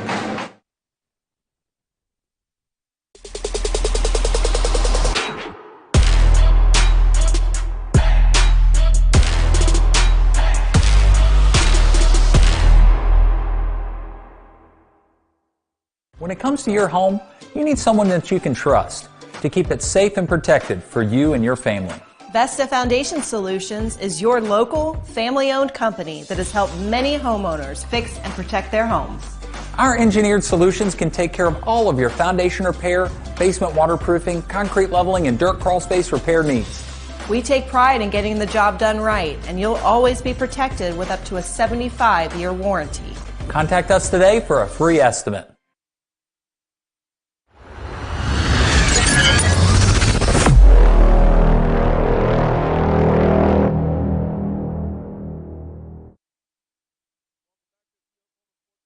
Mid-Del basketball is the Del City Eagles at the Midwest City Bombers. We're at the J.E. Sutton Fieldhouse, Midwest City High School. This is Tracy Mussett and Jordan Ray. The Midwest City Lady Bombers lead the Del City Lady Eagles 57-34 as we go into the fourth period of play. Brought to you by Buffalo Wild Wings. Buffalo Wild Wings at 5500 Tinker Diagonal, Del City. Come to Buffalo Wild Wings to watch the Thunder, Sooners, and Cowboys hoop it up. Del City with the basketball as we begin this fourth period. Shot put up by Ariana Bryson and a foul called. And was that on Gaddis? Yep. Gaddis picks up her 4th personal.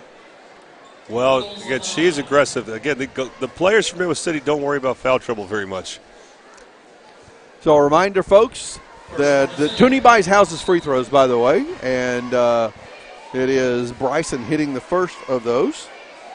Under the new rule, the foul count resets every period. On the 5th foul, it's automatically 2 free throws. This was a shooting foul, so Bryson hits the first, and the Toonie Buys Houses free throw, she hits both of them.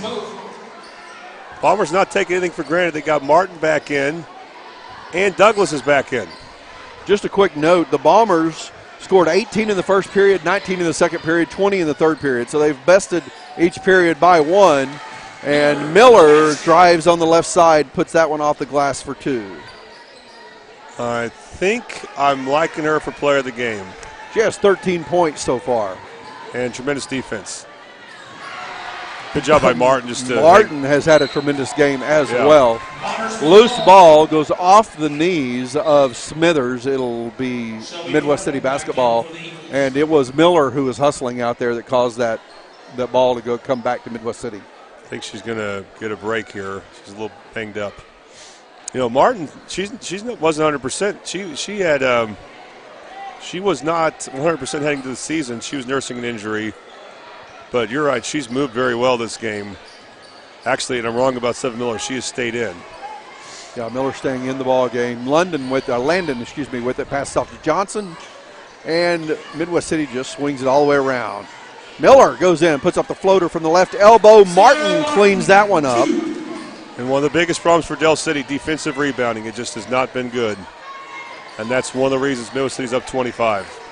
McCarroll goes around Martin into traffic, gives it to Thornton. Thornton shoots too hard off the glass. Scramble for the rebound. McCarroll's going to come up with it. We got timeout, Del City. There are players all over the court. All the Del City players are back on their feet. Well, it's Miller and Douglas getting up the slowest. Again, it's been over 10 years since Del City's beat Midwest City girls basketball, but it's a rivalry for both teams, and it's still an intense one. We'll take a quick break here. You're watching Mid-Del basketball on the Oklahoma Sports Network.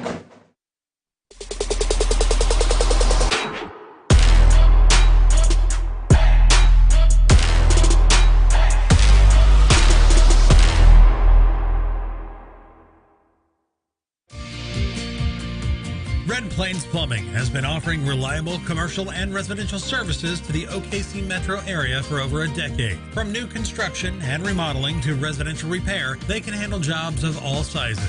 When you need a trusted name in plumbing, it's Red Plains Plumbing. Family owned and operated. Phone 405-769-1922. That's 405-769-1922.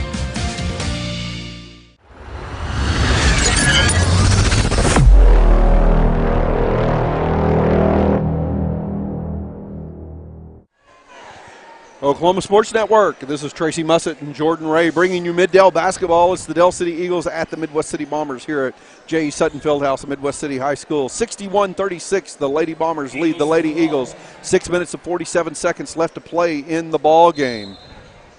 Del City basketball pass over the top goes to Howard, who she is back in the game. She spent a lot of time on the bench during this one. Smithers trying to drive in against Martin. Martin providing some good defense. Pass down low to McCarroll. McCarroll play all over the court. Puts up the shot. Say playing good defense. Comes up with the rebound. And Johnson pushing the ball up the court now to Martin. Well, Lewis has got a really tall lineup in. That's going to be hard for McCarroll to post up against. Douglas, nice post move. Misses the shot. Gets her own rebound and puts it back in. She just clears up space so well. There's not many athletes like her at the 5A level. If you've joined us later in the game, Douglas was recognized before the game started by surpassing, and I didn't catch the name, but surpassing the previous Midwest City record for rebounds. She's now well over the 600 mark, near the 650 mark during this game now in the number of rebounds she's had during her high school basketball career. I think Janae Say, Martin got the turnover there or turned it over for Midwest City, but Janae Say I think was out of position. I'm not sure she's supposed to get the handoff or something like that. Nice move there. What a move by Akila Howard. She found herself with just really nowhere to go with the basketball, and as she pivoted, saw that she had a lane and just took a nice big step and went to the hole. Well, she didn't worry about Douglas blocking the shot, and that's really how you got to play. If she blocks it, but you don't want to think about it too much. Landon trying to dribble around McCarroll, loses her dribble out of bounds. See Purifoy come back in. At some point, you're going to see both coaches go to their bench. And now Midwest City has a holiday tournament. Del City is not, so they will not play again for quite a while. We will have a broadcast of Del City basketball coming up soon in January 9th, when they play Lott MacArthur. That is a big game. That's who knocked out Del City last year in the playoffs. Pass inside to Thornton. She makes a nice little post move, puts up the shot. Nice touch by Thornton on that one. Yeah, it started for her when she got really good post position against Say and just took it and made a good move there. Those are going to have been few and far between for the Eagles. Martin drives in, kicks the ball back out. It finds its way into the hands of Landon, who almost turns it over, but Johnson comes up with a loose ball. Now Johnson will take the three. Back iron, no good. And foul called on the rebound as Bryson comes up with it, and as she comes to the floor, gets the ball knocked away, but the foul called on Say. Eagles with the ball. I just want to say one thing about Buffalo Wild Wings, a few things. One is we're looking forward to having the coaches show back in January.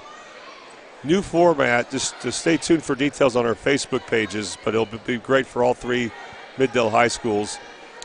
And I plan on actually going to Buffalo Wild Wings. I'm thinking about making a trek there Wednesday to watch OU play North Carolina in basketball. I cannot wait for that game as the Sooners are undefeated in men's basketball. What a great game and what a great place to go watch it. Thornton makes a nice move on the baseline, misses the shot, loose ball, tipped out of bounds by Bryson, so it'll stay with Midwest City as Say was trying to get down the court with it. 4:12 left to play in this one. Extended time here that we're seeing Midwest City play 3, we'll call them 6-footers. Not often you see that, but that just shows you that they got great guard play, they got length as well, and they're skilled at that. Nice set play. Gaddis tries to feed Pratt, cutting the basket. Ball's tipped away by Del City. Yeah, Purifoy made a good play. The pass to Landon should have been higher.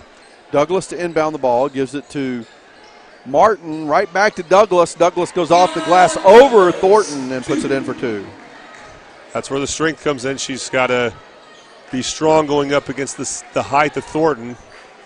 And Douglas, she started to make a case. Maybe she should be player of the game. Well, 13 points. 13 points for Douglas now. You know, I think one of the differences we talk about that as we look at the overall performance. And Douglas now getting some big plays late in the game. But, boy, what a difference Miller made, though, in the first 5 minutes. Janae Say with a spectacular steal and assist. You're seeing a lot of players make plays for Midwest City. They are looking very formidable right now. That Super Subs replay. Blocked by the Bombers. It is Purifoy trying to save it. And it is indeed saved. It'll be Del City basketball on the baseline. 3:13 to play. Martin gets a steal, throws it in, comes off another player, and back into the hands of Martin after she stepped inside. She's going to the length of the court, gets into the body of Thornton. No foul called, and Thornton gets credit for a block. That's a really good block by Thornton. Good job by her just staying with Martin.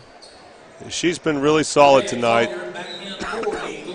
Needs to be more efficient finishing around the basket, but she's been good overall. Gaddis gets us to Say under the basket. Say misses a shot. Gaddis gets a rebound. Shot no good. And now a steal by Martin. Martin has the ball knocked away, puts up an ugly shot under the basket here. This is really trash time with a 27-point lead, and you see a couple of shots being thrown up that are just that. Purifoy with the 3 that's way short. Gaddis tries to get the rebound. It goes out of bounds off her hands. Yeah, again, I'm surprised that both teams have their starters, and I believe Midwest City has a holiday tournament. I should know that. I'm going to go check here soon. So that not doesn't start till after Christmas, though. So both teams are getting a break after this game. Now, does Del City not play in the Mustang tournament? Boys do. The boys do, okay. Not the girls. Del City boys actually took the place of Midwest City boys, who they also will not have a holiday tournament. They switched to the Edmond Open. So their tournaments will be in January after this. Talking about Midwest City boys.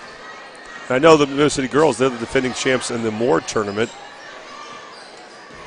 2 minutes and 20 seconds left to play in this one. It's a 27-point lead for Midwest City. And ball gets tipped away, and we'll just call it a turnover. I'm not sure if they called it out of bounds, or if they called it a travel, or what they called it, but he blew the whistle and said it's Del City basketball. 2 fouls on Midwest City here in this fourth period, none on Del City.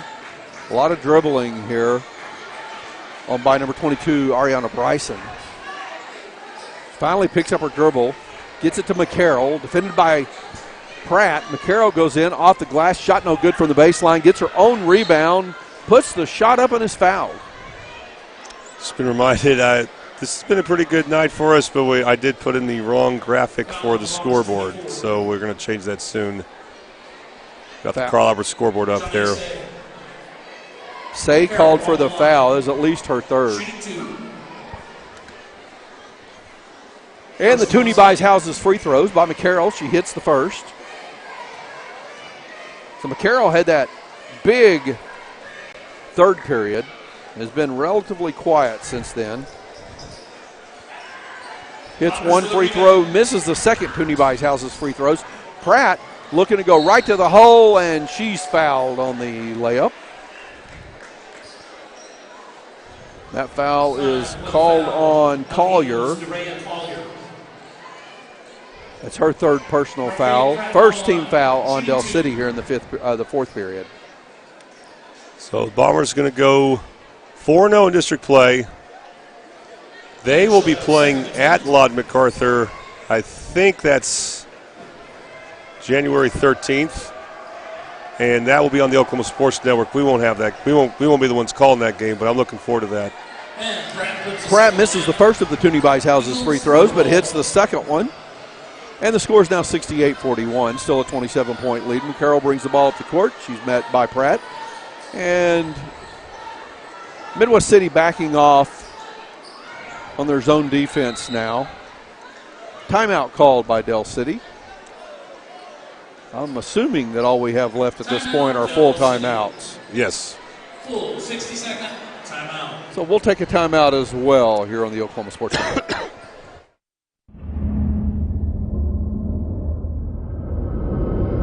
Where sports is our middle name.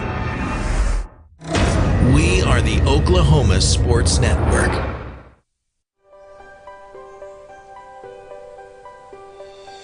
If you've lived in Oklahoma long enough, you'll know that we get extreme weather.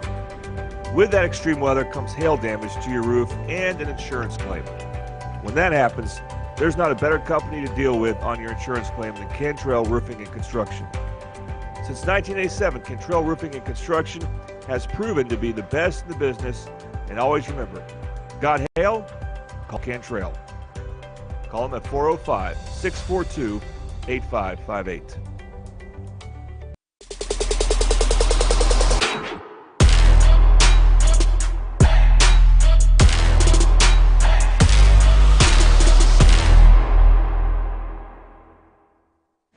Welcome back on the Oklahoma Sports Network. This is Tracy Mussett and Jordan Ray bringing you Mid-Del basketball. Del City at Midwest City. We're at the J.E. Sutton Fieldhouse, Midwest City High School. The Lady Bombers leading the Del City Lady Eagles 68-41 with a minute 23 left to play as we come out of the timeout. And folks, it's almost time for us to name player of the game. I want to remind you that our player of the game is sponsored by the Eastside Church of Christ in Midwest City. The Eastside Church of Christ in Midwest City believes in loving Jesus by loving our neighbors, and I say our because I am one of the ministers there at the Eastside Church of Christ. And we invite you to join us on Sunday mornings at 9 a.m. for Bible class and for song and praise beginning at 10 a.m. If you can't make it Sunday morning, you can join us at 7 p.m. on Wednesdays. We do have our services, many of them at least, live streamed and recorded, available on YouTube or on our website. You can go to eastsidechurchofchrist.info. The Eastside Church of Christ is located 916 South Douglas in Midwest City, just north of Soldier Creek Elementary. Again, folks, Eastside Church of Christ bringing you player of the game. And our player of the game will be, it's a little bit of a toss-up, but I'm going to go ahead and go to the senior, Deanna Douglas, because not only has she scored, she has been a beast on the rebounds, but still a really good game from Seven Miller. Put up a good claim for player of the game as well. Eagles for the rebound. Congratulations to Deanna Douglas, who's also, every rebound she pulls down is adding to her record as the leading rebounder in Midwest City's girls basketball history, as she's now around the 650 mark in rebounds on her career.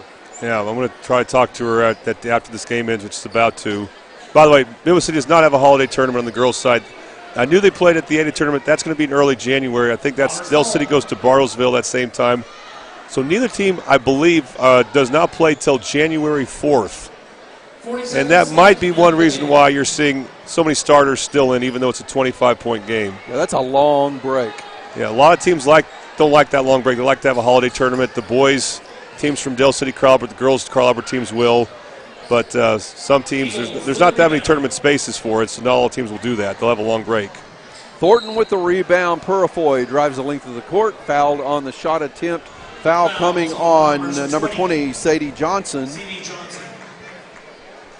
All that happened because of a miss by Markia Pratt. Johnson at the line shooting the Toonie Bishouse's free throws. She misses the first.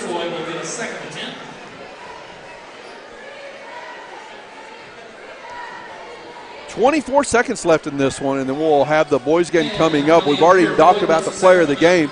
So as soon as the game's over with, Jordan, I believe you're going to be going down and interviewing Coach Megan Knight. Yep, on my way.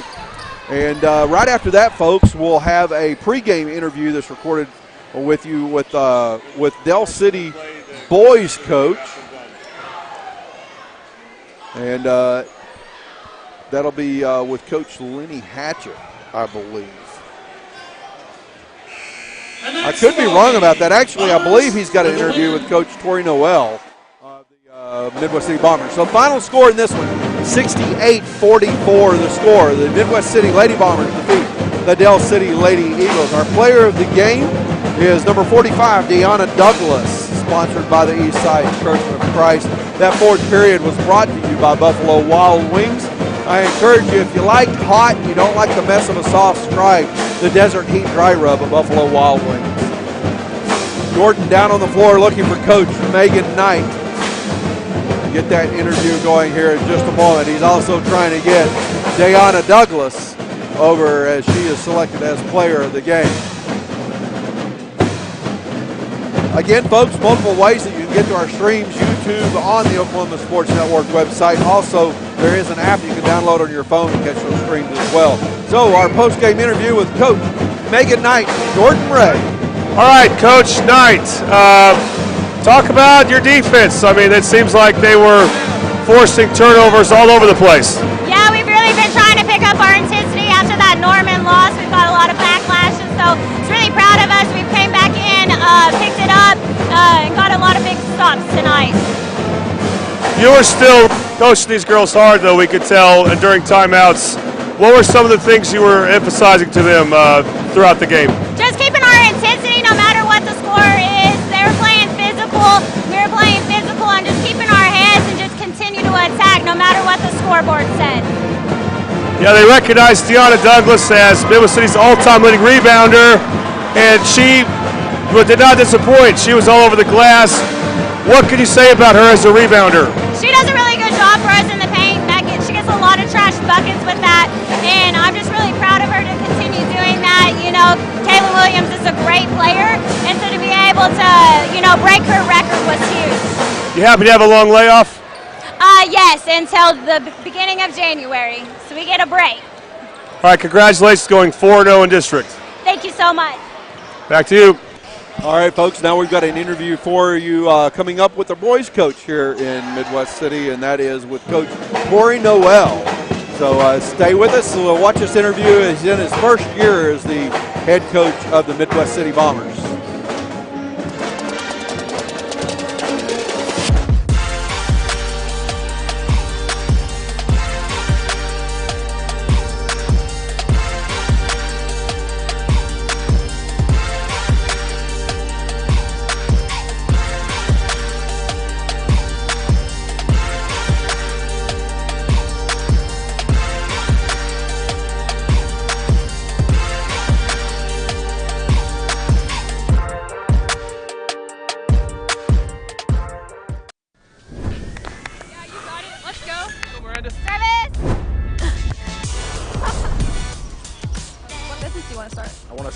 Car mechanic shop. Let's say we go to Suzuki. Ready to go get some coffee? Yeah, let's go.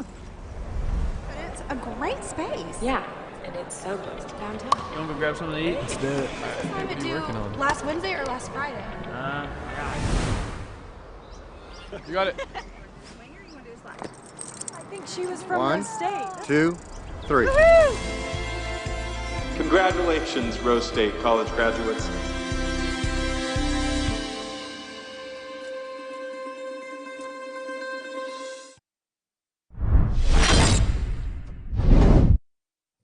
All right, for the first time on the Oklahoma Sports Network, I finally get to talk to someone I've known for several years, the new boys head coach at Midwest City, Tori Noel. Coach, so good to talk to you. Sure. We get to have you on the air here. Like I said, we've known you for several years. I'm happy you get to be the head coach here. Thank you. I appreciate it. At a place you've been, very well, Midwest City High School.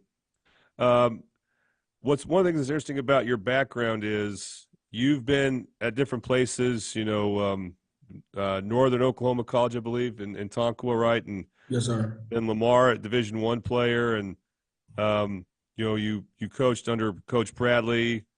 You coached under Corey, obviously the last couple years in Midwest City. Coach Simpson at Choctaw. How has that benefited you, learning from all these different coaches? Really good, man. I was just able to take things from different coaches and just kind of put it in my own way. And I think like it helps me as a head coach to allow my assistants to kind of, do their thing too. Because under each of them, I was able to like have a duty. You know what I mean? Like Bradley let me do me, Corky let me do me, and stuff like that. Like for example, when I was at Choctaw last year, Coach Simpson he let me run a defense. So I was able to kind of build a relationship with the kids by running something, so they hear my voice all the time. So I think that kind of helped me as a head coach to kind of let my assistants kind of have a little bit of freedom with that too. So. And of course, since you got to coach at Choctaw, you came to Midwest City as an opponent and played them twice as an opponent. You got a chance to see the team and players you're familiar with from a different perspective. Mm-hmm. So when you come back to be the head coach, what are some things that you want to change? Not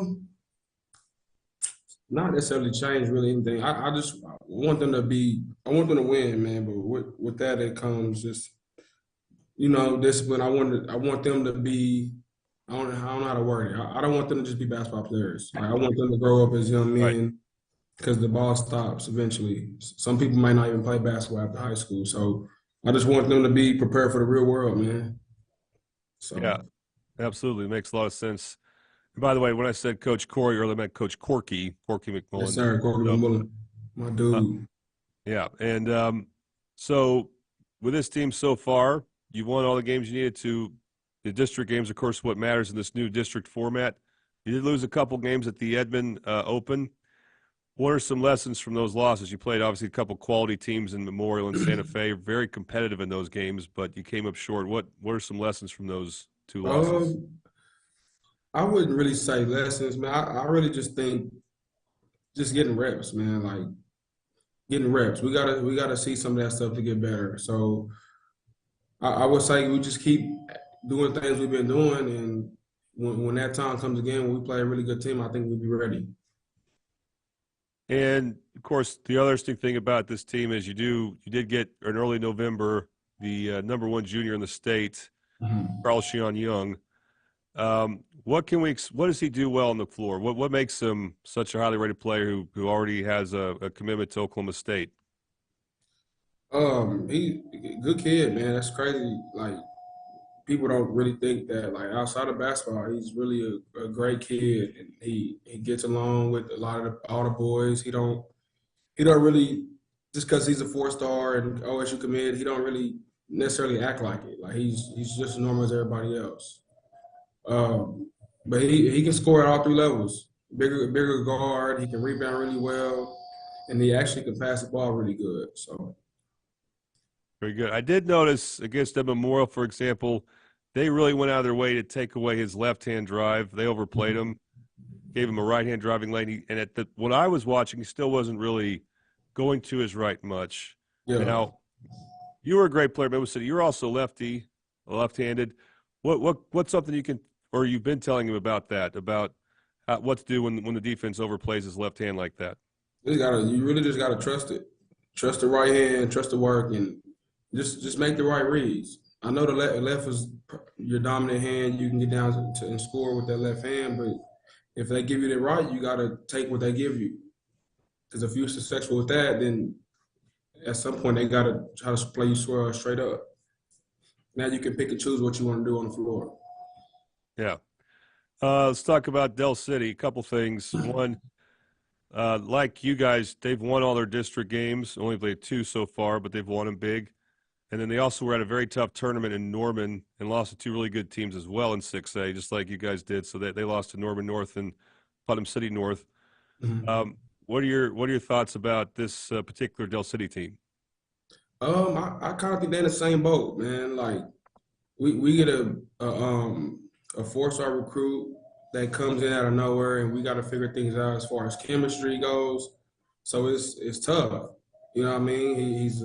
He come in day one a potential starter. So now we got to kind of figure things out and see how we can all get on the same page. So kind of same thing with Dell City.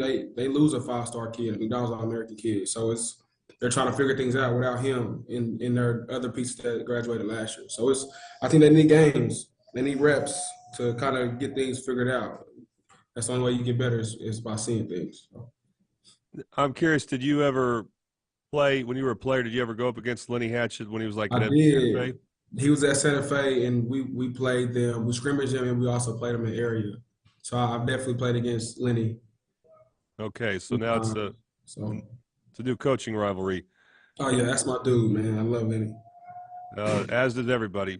But at the same time, as you know, it started, when we were both on the bench in 2020. Dell City has a 5-game win streak. You were there for 4 of them.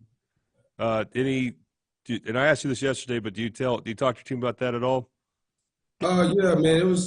I kind of tell them like we don't lose to Dell City. Like it's like a playoff game. You know what I mean? It's like a championship game. Every time we play a rival team, you don't want to lose. You know what I mean? It's almost bragging rights. So for me, I think I lost to Dell City as a player one time, maybe like 8-1 against Dell City. So it's something we don't do as a Bomber. And when you do it, you kind of feel embarrassed about it. So yeah, well, we'll see. It is basically a playoff-like game because it's also a district game, not just a regular season game. All right, Coach. Really appreciate your time. Thank you. Thanks, Coach Ray. I appreciate it. Good to see you.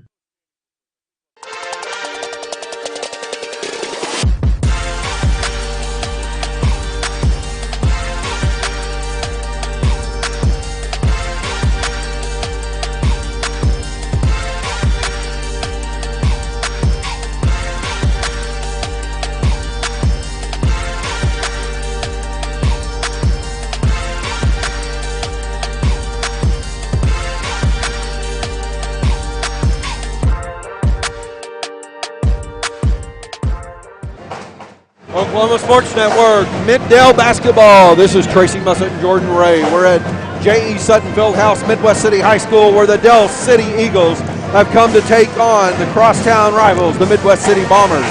This is a boys' game. The Midwest City Lady Bombers just got the win over the Dell City Lady Eagles, but we're ready for our starting lineup for both teams, and we're going to toss it over to Kent Hildebrand for the introduction of the starting lineups. For the Eagles, number 3.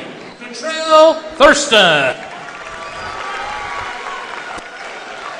Number 5, Darius Washington.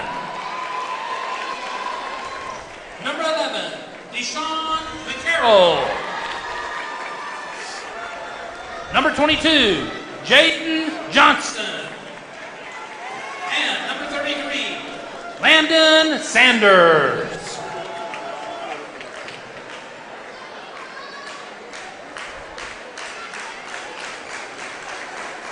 And for your Midwest City Bombers, number 2, Roy Henderson. Number 4, Mason McKenzie. Number 5, Deshaun Denson. Number 11, Mac Jackson. And number 20, Carlshon Young. All right, let's show the starting lineups as you tell us who our starting lineup sponsor is. Yeah, so our starting lineup sponsored tonight by Dynamic Health. At Dynamic Health Clinic, Dr. Coffin specializes in athletic injuries and is able to get athletes back in action very quickly using a system called Advanced Muscle Integration. Play better and recover faster at Dynamic Health Clinic. Folks, you may not be a high school or college athlete anymore, but some of those injuries are just like athletic injuries. He may be the solution for you, even if you're not that high-level athlete. Matchup to look out for early. Not a matchup, but 2 players. Kentrell Thurston for Dell City.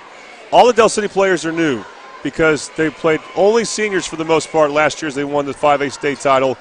For Midwest City, they got a new player, and the number 1 junior in state, Carlshon Young, an Oklahoma State commit. He needs to be big.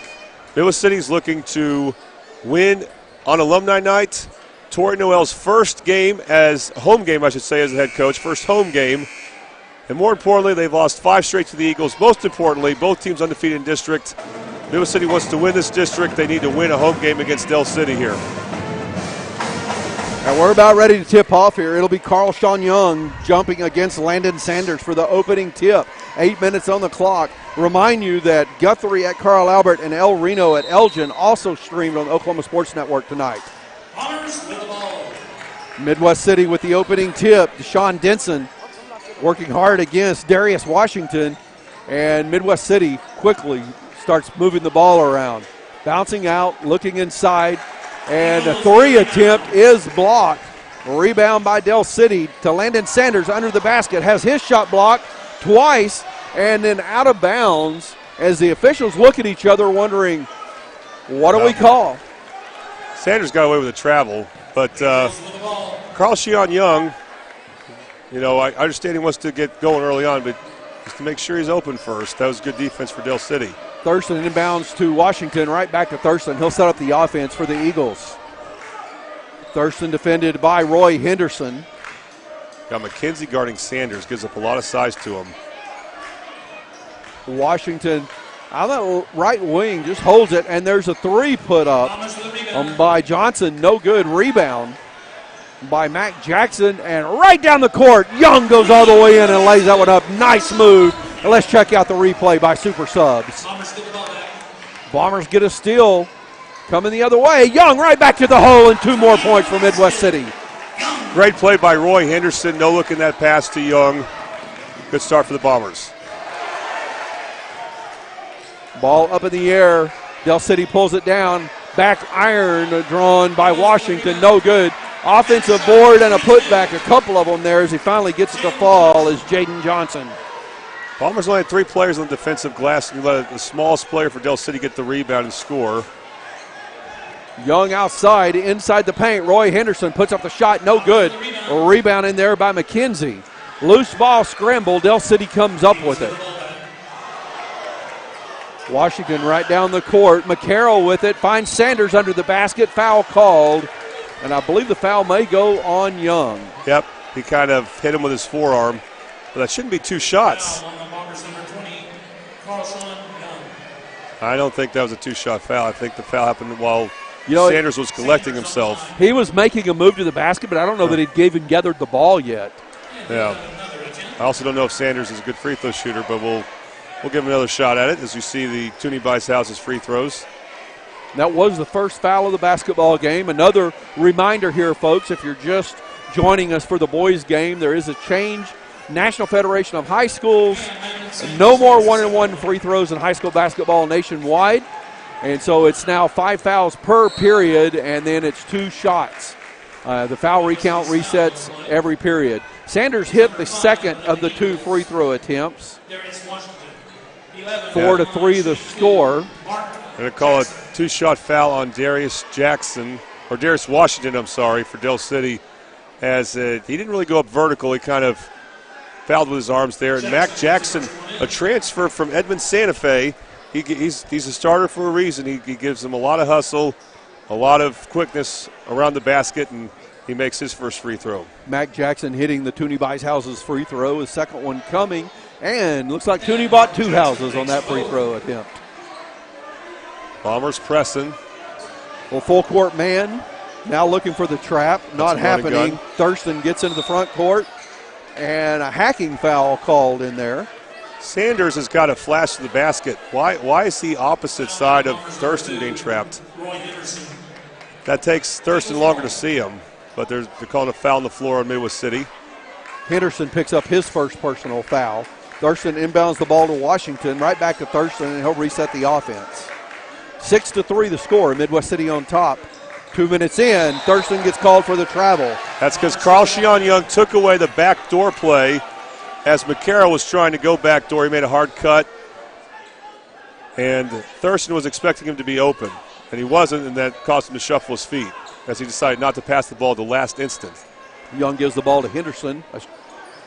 Henderson slowly walks the ball up the backcourt, crosses the timeline, gets around Washington, throws the ball right into the hands of McCarroll, who now is pushing the ball the other way, and he's going to the hole with it. Blocked by McKenzie.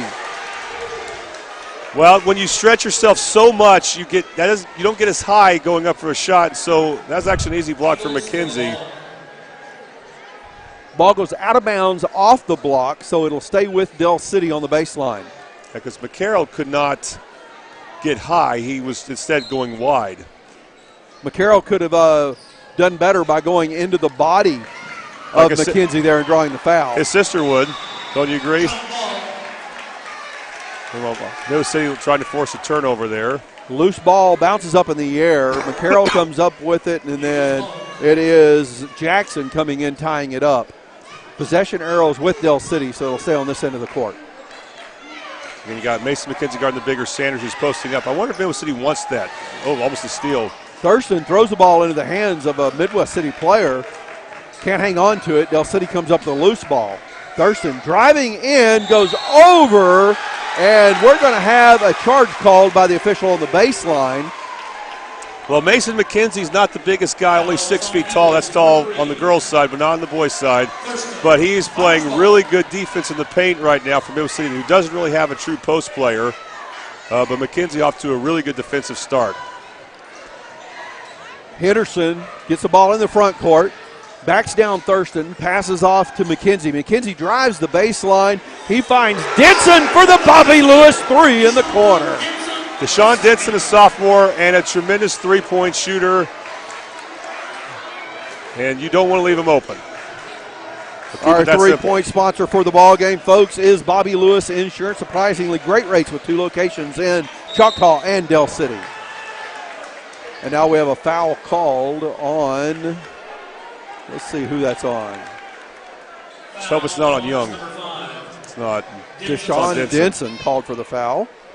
Third team foul on Midwest City, only one on Midwest City. That puts Thurston at the line shooting 2 free throws. I think that's the one issue for Midwest City. They're so aggressive like the girls' team was.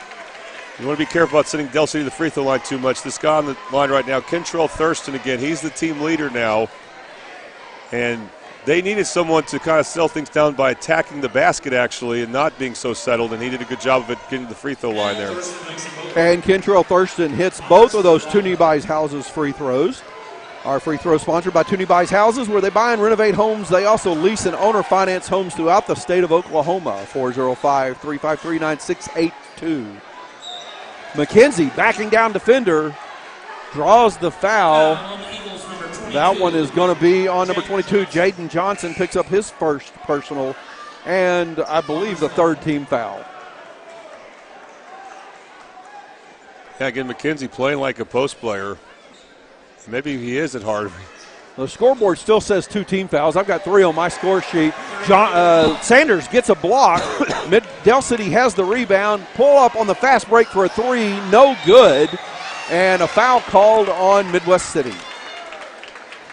Yeah, Dell City's gotten – they're staying in this game offensively because they're getting to the free throw line and they're getting offensive rebounds. Deshaun McCarroll drew a foul on Mark Jackson.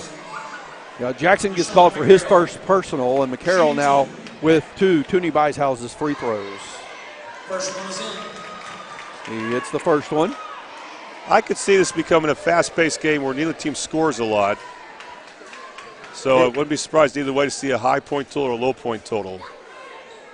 McCarroll hits the first, misses the second. Young pulls down the rebound for Midwest City. And there is a turnover by Midwest City as Brian Williams, who's in the game, just throws that one away on the press break. Sanders sets a screen. You got to lead the cutter there for Brian Williams. Thurston trying to drive against Young, can't get the shot to go. Young gets a rebound. He's pushing the ball the other way. Pulls up at the three-point line, shoots it short. It goes out of bounds. Dell City basketball. And that may have been partially blocked, and that's twice Young's pulled up for a 3 when he probably shouldn't have. And Dell City did the same thing on their last fast break. Instead of driving on in, drawing contact, going to the basket, pulled up for a 3. Yeah, so Young will come out to settle down. But Middle City will continue to press. Demarion Turner in the game for Dell City. Has the ball, pushes it down the court, pulls up, gives off to Thurston. Sanders comes out to set the screen for Thurston. Good switch on defense by Midwest City, but Thurston drives on in and scores anyway. And it's a 1-point ball game. Now it's back to a 3-point game as Roy Henderson drives in and scores 2 from Midwest City. And we will see a 30-second timeout. Let's keep it here. So Del City is not used to running up and down. That's not the type of team they've been the last few years because they've had that big McDonald's All-American Brandon Garrison in the paint. So they were more of, you come to us, you're not going to score, and we'll go inside. We don't need to push the ball. Now they're pushing the ball, but Midwest City takes it a whole new level. They got an easy basket out from Make, and that has to be one of the reasons that Coach Hatchett is called a timeout. He just can't stand that.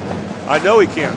When you get a when you get a basket and then you give up a layup, an easy layup out on a make, and that's the type of thing that Midwest City's going to try to do. And Coach Noel, his first year at Midwest City's done a good job of implementing that type of speed, controlled speed, if you will, and Del City has to adjust. They got to be running the whole time, whether they get a made shot or they give up a rebound.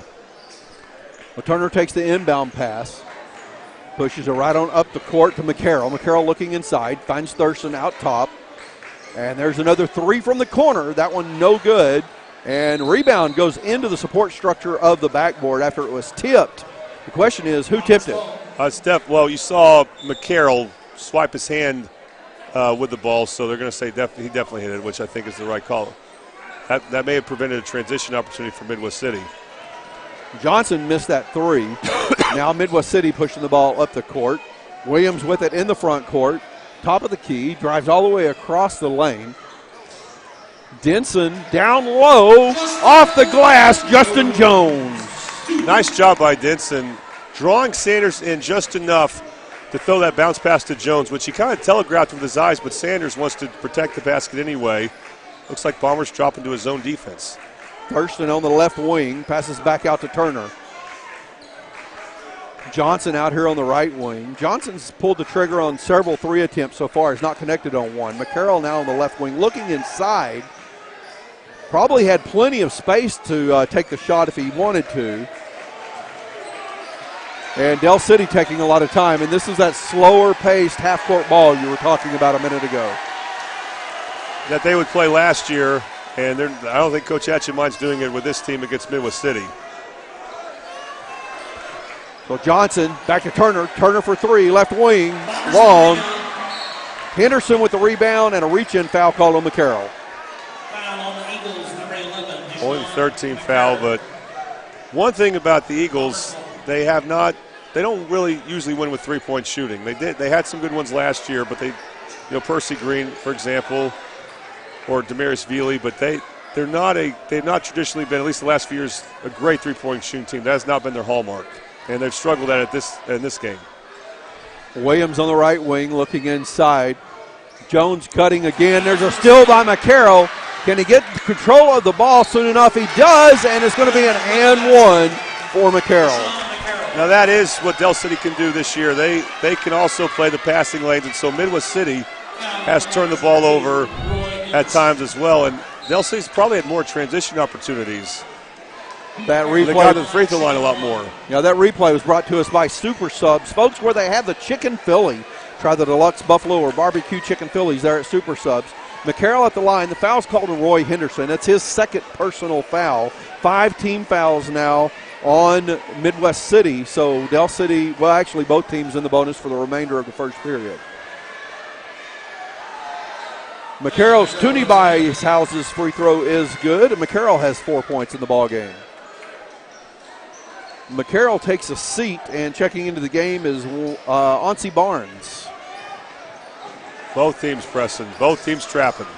Young against a double team in the backcourt, dribbles behind his back, and we've got a timeout called by Coach Noel. It's going to be a 30-second timeout, and what I think Coach Noel is going to tell him, Carl Sheehan or whoever he needs to hear it, which will be Carl Sheehan right now. You don't try to break a press, but just continue to dribble the ball against a trap. Now, Carl Sheehan Young can do that because he's very skilled, but that's really not the type of offense, or not the way you want to attack it. I think Midwest City has also had some trouble attacking the press from Del City. And that's probably what this is about, how to attack it cleanly. It really looked like as a team they were not set up to deal with the press on that particular play. And Young found himself in the backcourt all alone, double teamed, and no one was there to help him. So 13-11 the score. Midwest City leading Del City with 1.5 minutes to play in the first period. McKenzie inbounds to Williams.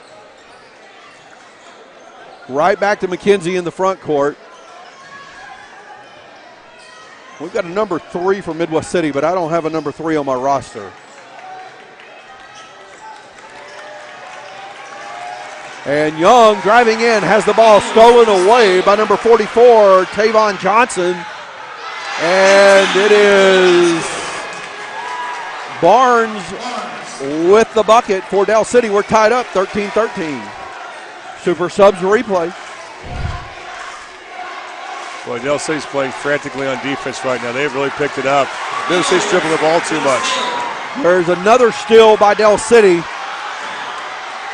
Thurston hits the floor, loses the ball, and it'll stay now with Midwest City.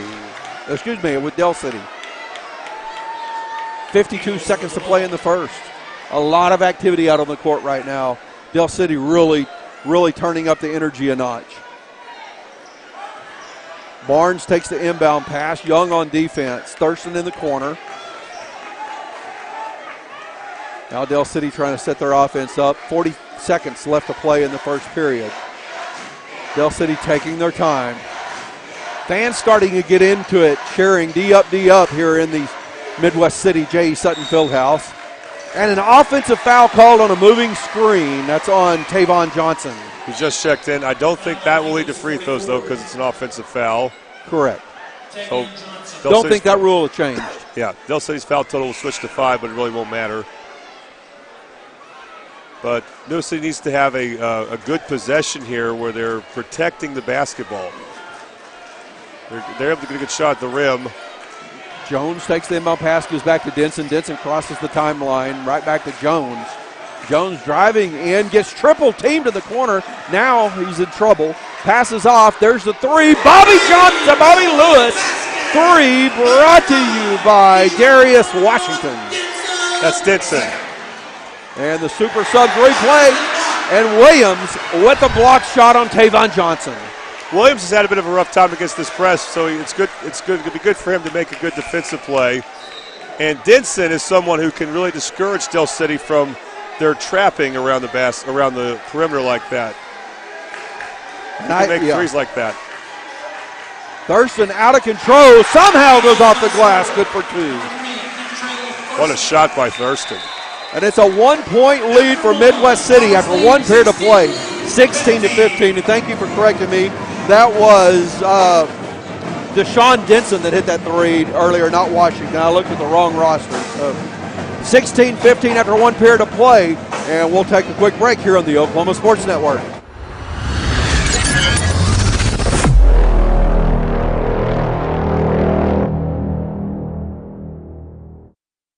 Experience the best wash in town at Tommy's Express.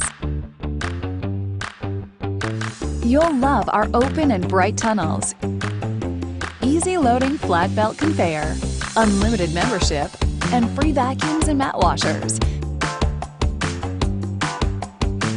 Experience the difference and visit Tommy's Express today.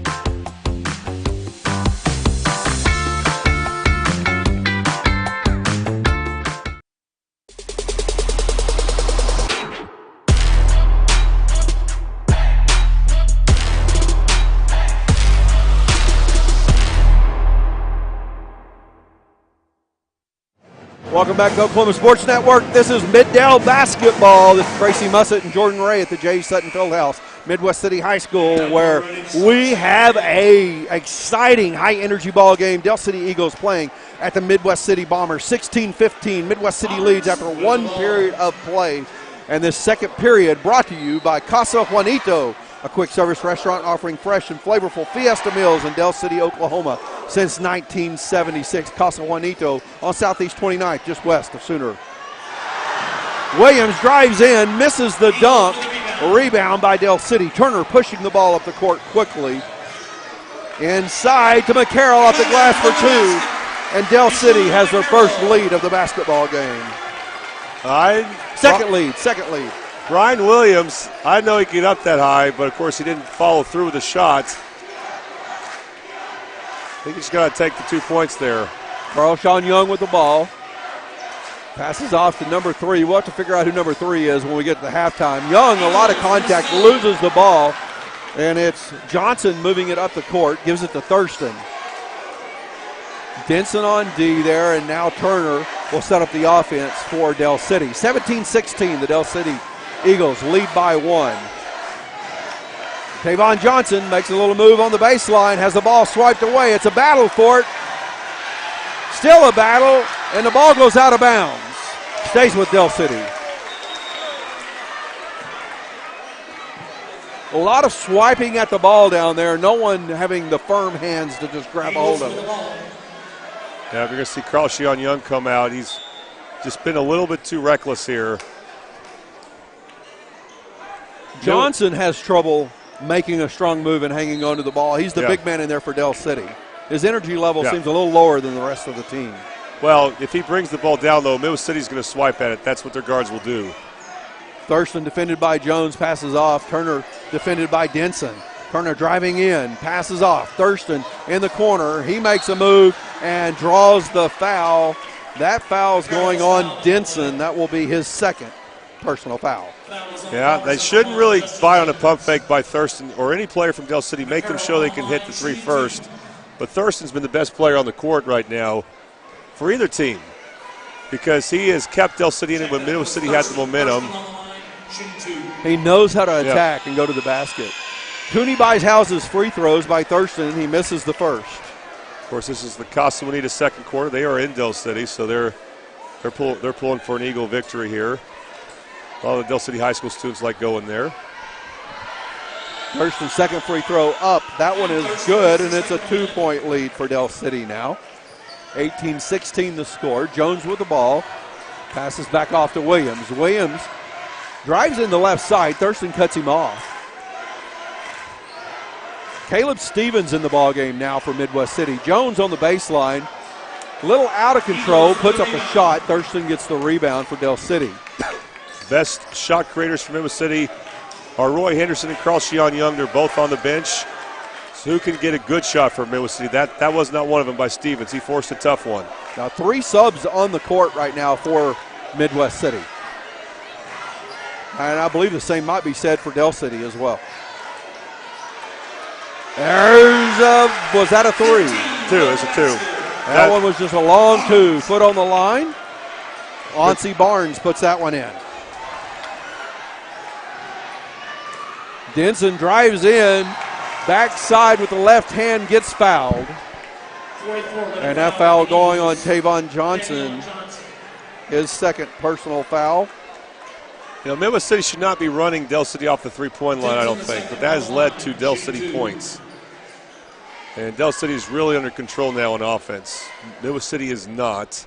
It felt like Midwest City controlled about the first 6 minutes of the game, or was in more control, and then it's been Del City for the last 4 or 5 minutes now. Yeah, I agree.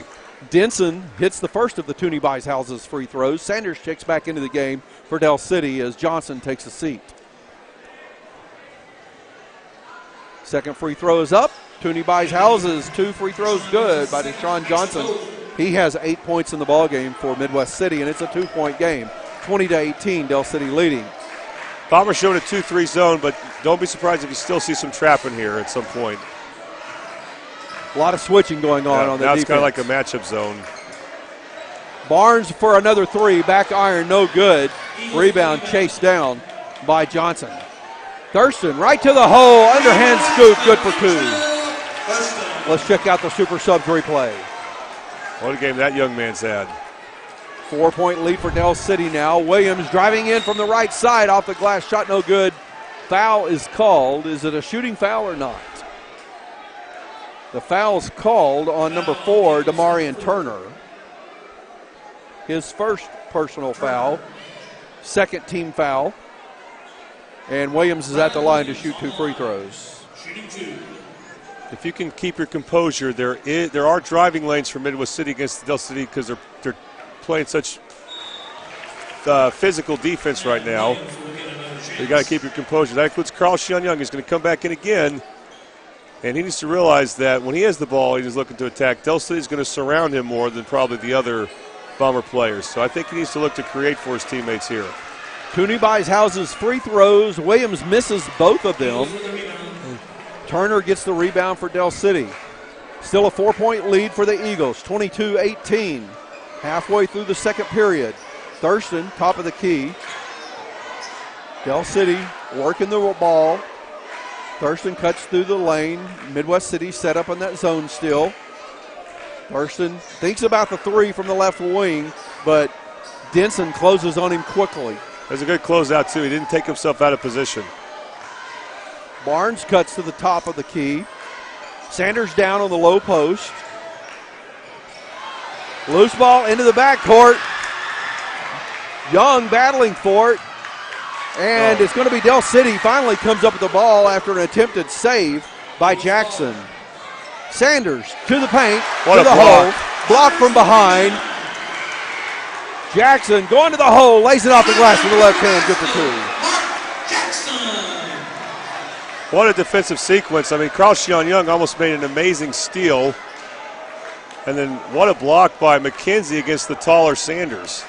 22-20 the score, Del City leading. Barnes cuts through. There's a three from the corner by Jaden Johnson, no good. Young pushing the ball up the court.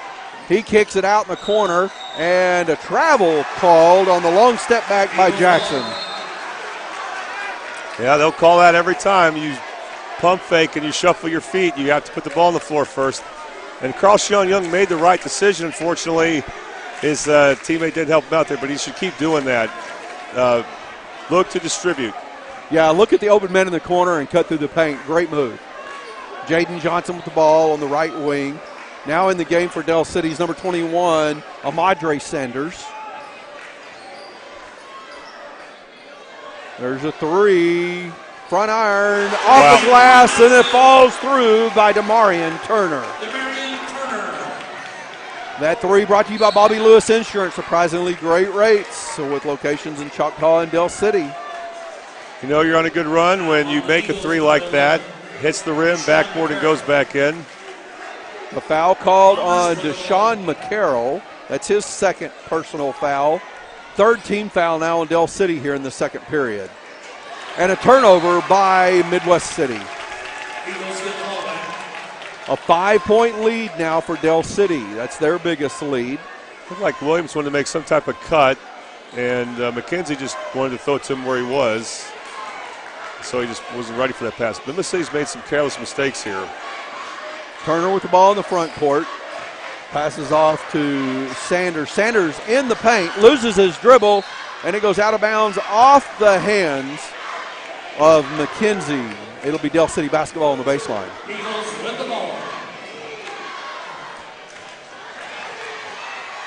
Sanders takes the inbound pass back to Jaden Johnson. Johnson trying to drive in, kicks it down low to Landon Sanders.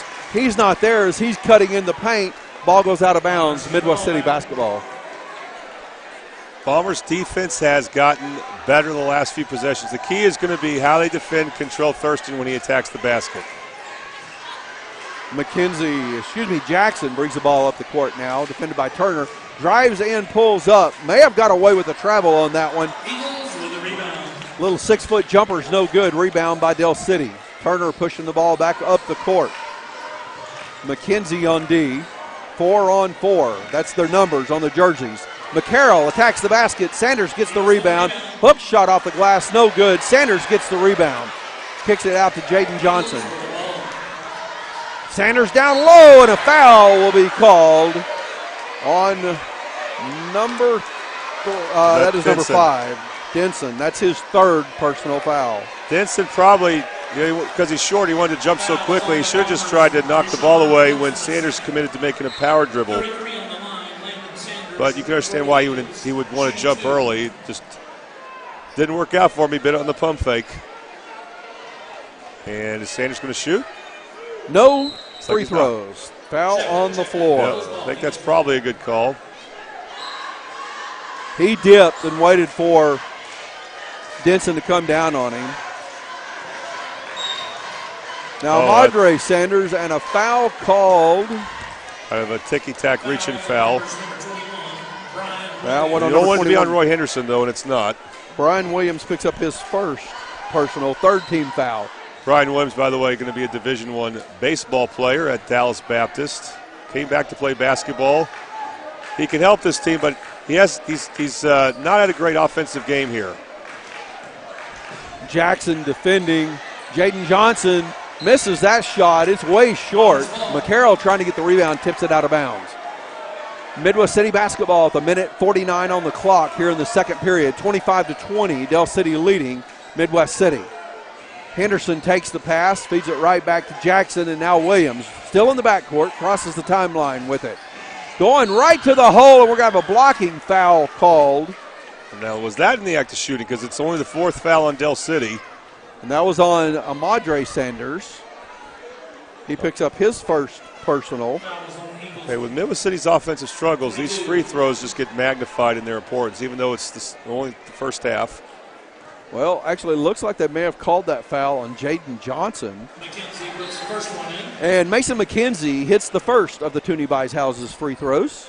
Has another one coming, cuts the lead back to 4. We'll see if this jinxes him, but McKenzie has been the best Bomber player, without a doubt, this first half. Mostly because of defense, but he's done some good things on offense, like right there. So that foul being on Johnson was his second personal, so no fouls on Amadre Sanders. Nope, didn't jinx him. Now the Bombers turn to full court press. I've never seen so much full court pressing in a Middle City Del City game. Ball tipped out of bounds by Henderson. McKenzie hit both of those Toonie Buys Houses free throws. Del City basketball side out in the backcourt. It's a 3-point lead for Del City with 1.5 minutes to play in the first half. Tavon Johnson checks back into the ball game. Sanders takes a seat. Thurston brings the ball to court. It's Carl Sean Young on D. Young all over him. I like that matchup for Midwest City. There you go. Passed off to Johnson with Jackson on D. Johnson drives in, shoots hard, blocking foul called. Who is the foul on? Somebody on McKenzie. Number 4, Mason McKenzie picks up his first personal foul. Amazing how, when you consider some of the blocks McKenzie has, that's his first foul. Jaden Johnson getting 2 Toonie Buys Houses free throws with a 3-point lead for Del City, 25-22. First one is in. First one is good. Number 3 checks back into the ball game for Midwest City. We'll try to get a name for him at halftime. It's alumni night at Midwest City. This is a game they've had to circle on their calendar and haven't beaten Del City since 2019. Jaden Johnson hits both of the Toonie Buys Houses free throws to put Del City back up by 5. And Johnson putting on some pressure D in the backcourt, almost gets a steal, but the ball just touches the baseline before he can get his hands on it. I'd say Brian Williams has just been shaky on offense for Midwest City. He's got to be on high alert when he has the ball like that. McKenzie with the ball back to Williams. Right back to McKenzie. Young posting up at the high post. Henderson for 3. Boom! It's the Bobby Lewis Insurance 3. You know, you knew it's a matter of time before you hear from Roy Henderson. He can be a streak shooter. A lot of activity again. Loose ball picked up by Jaden Johnson. He's now in the front court. 45 seconds to play in the half. It's a 2-point game. Del City leading Midwest City 27-25. We've got Kamari Williams in the ball game for Del City. Jaden Johnson loses it. McKenzie comes up with it. Carl Sean Young draws the foul. And he'll shoot free throws. And that's a tough foul for Del City. That is where the foul. Now, this probably would happen at the end of the first half anyway, but that's the one tough part about when you're so aggressive playing full court defense like that. As former head coach for Middle City, Dwayne Bradley, giving Mason McKenzie some words of encouragement. He's Torrey Noel's head coach, but just fouling so far away from the basket and giving the other team 2 free throws. Kamari Young called for that foul, his first personal, as he had just come into the game. And Carl-Sean Young gets the, that was Kamari Williams. Carl-Sean Young hits the first of the Toonie Buys Houses free throws. By the way, another action on the network. Carl Albert leading Guthrie by 7, starting the second half. They're a little bit ahead of us, 24-17. Guthrie was undefeated in district play heading into this game, so good for the Carl Albert Titans so far. This would be a big win for them. Young hits both of the Toonie Buys Houses free throw, and we're tied up for the second time tonight. We've had 2 lead changes and 2 ties.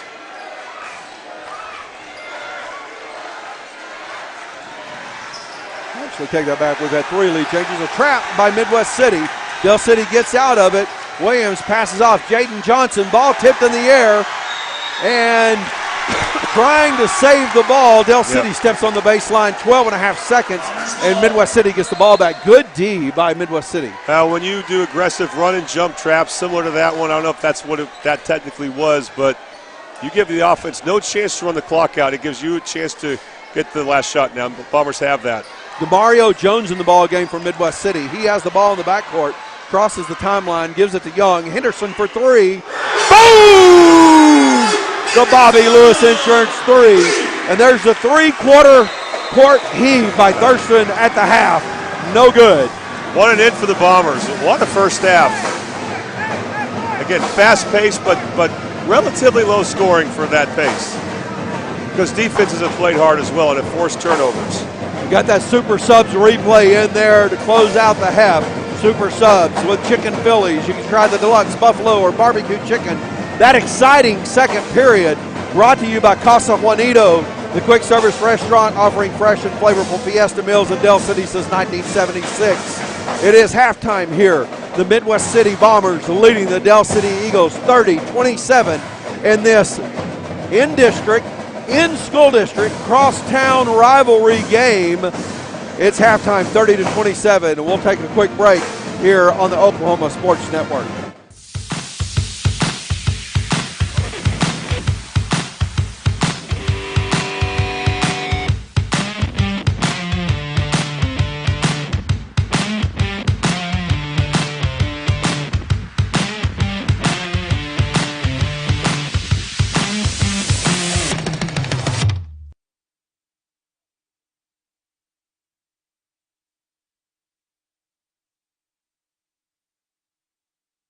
When it comes to your home, you need someone that you can trust to keep it safe and protected for you and your family. Vesta Foundation Solutions is your local, family-owned company that has helped many homeowners fix and protect their homes. Our engineered solutions can take care of all of your foundation repair, basement waterproofing, concrete leveling, and dirt crawl space repair needs.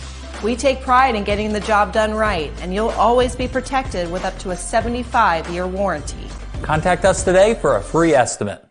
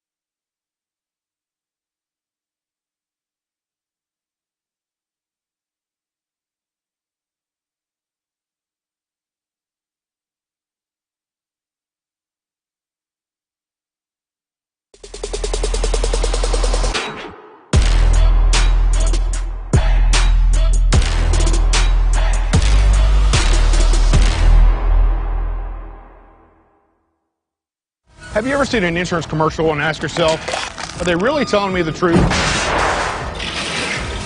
Well, guess what? They're not. Somebody runs a red light, and you think all of a sudden their insurance company's going to be all neighborly about it? Insurance companies aren't in the business of saving you money. They're in the business of keeping your money. So remember, save our number in your phone so when tragedy strikes, Call Rob and Will.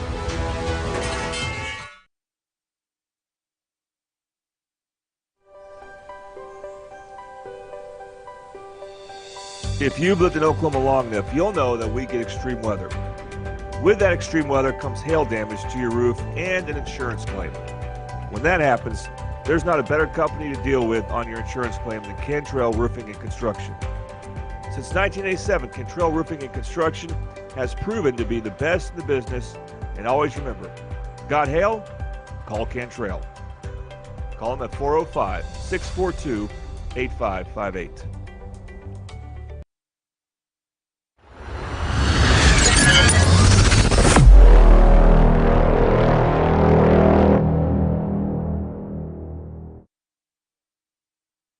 Welcome back to the Oklahoma Sports Network. This is Tracy Mussett and Jordan Ray with Mid-Dell basketball.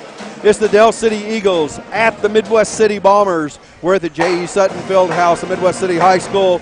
30-27, the Midwest City Bombers lead the Dell City Eagles, and that lead comes as a result of a three right before the buzzer by Roy Henderson for the Midwest City Bombers.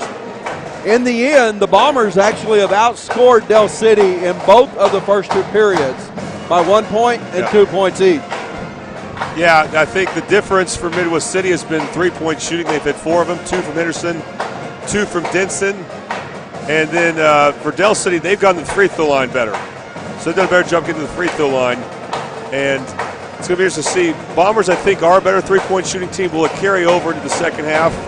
Obviously, that's a big question. And why this game is so important besides what I've mentioned before, a 5-game losing streak for Midwest City against Dell City, but also this right here, the district standings, which mirror very closely the girls' district standings, as both teams are undefeated in district play. And, again, you want to finish in the top 2 to host a regional. So a lot of ramifications to this game besides just it being a rivalry. Just to talk about some of the scoring in the first half, leading all scorers in the ball game, Kentrell Thurston from Dell City with 9. Also for Dell City, Deshaun McCarroll has 6, 4 each for Onsie Barnes, Jaden Johnson, 3 for Damarian Turner, and 1 for Landon Sanders. For the Midwest City Bombers, it is Roy Henderson and DJ Denson with 8 points each, 6 for Young, 4 for Jackson, 2 for Justin Jones and McKenzie. And it's DJ Denson with 3 fouls. He's the only player in the game with more than 2. He's still in. Oh, wow. What a great play by McKenzie, but I think they'll get him for a foul. They'll say there was contact there. Yeah, we might want to look at that one on the replay. Our Super Subs replay. Mason McKenzie on the line for the Eagles, number 4. Damarian Turner at the line shooting 2 free throws. Damarian Turner, really good football player for the Eagles as they made a run to the state title. They have so much team speed, and he was one of them. They're one of their defensive backs. Our free throw sponsored by Tooney Buys Houses. They buy and renovate homes, also lease and owner finance homes throughout the state of Oklahoma. 405-353-9682. Turner misses the first of the Tooney Buys Houses free throws, but hits the second, and it's a 2-point basketball game. Jackson sets up the offense for Midwest City. Defended by McCarroll. You know, McCarroll is not a flashy player, but man, he's just real consistent in both ends of the court. Pass down low. Jackson headed to the hole. Goes against Sanders off the glass. No good. Turner with the rebound. Good contest by Sanders. Just doing that's a really good job of being a rim protector, going straight up. Turner. A lot of dribbling out here by Turner, top of the key. Henderson on D.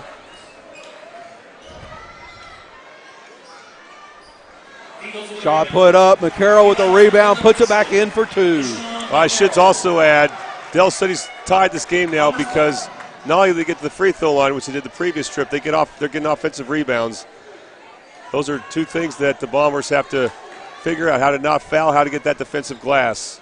DJ Denson hands off to Henderson. Henderson picks up his dribble, throws it right into the hands of Jaden Johnson, and then Denson just steals it right back. Ball tipped around, bounces around the rim, falls through the hole. 2 points for Roy Henderson. I was about to say a second problem for the Bombers, or a third, I should say, is they've had trouble finishing. They almost did there, and then they get a steal. Young gets a steal and has it stolen right back by McCarroll. And then Young's going to get called for the reach-in foul, probably out of frustration. Yeah, it's like they're a mirror image of each other. These teams are speed-wise and how aggressive they are on defense. And you have to find a way to be able to handle the speed while slowing down mentally, that is. And what's the call here? Oh, the wet spot. Yeah, just got a spot on the floor. We got to clean up real quick. That was the second personal foul on Young, second team foul on Midwest City here in the third period. We have no fouls called on Del City. And while we're taking this break to dry the floor up, let's talk about our third period sponsor, Rose State College. Parents, if you want to save money on college, help your student get ahead by earning college credit in high school. It's called concurrent enrollment.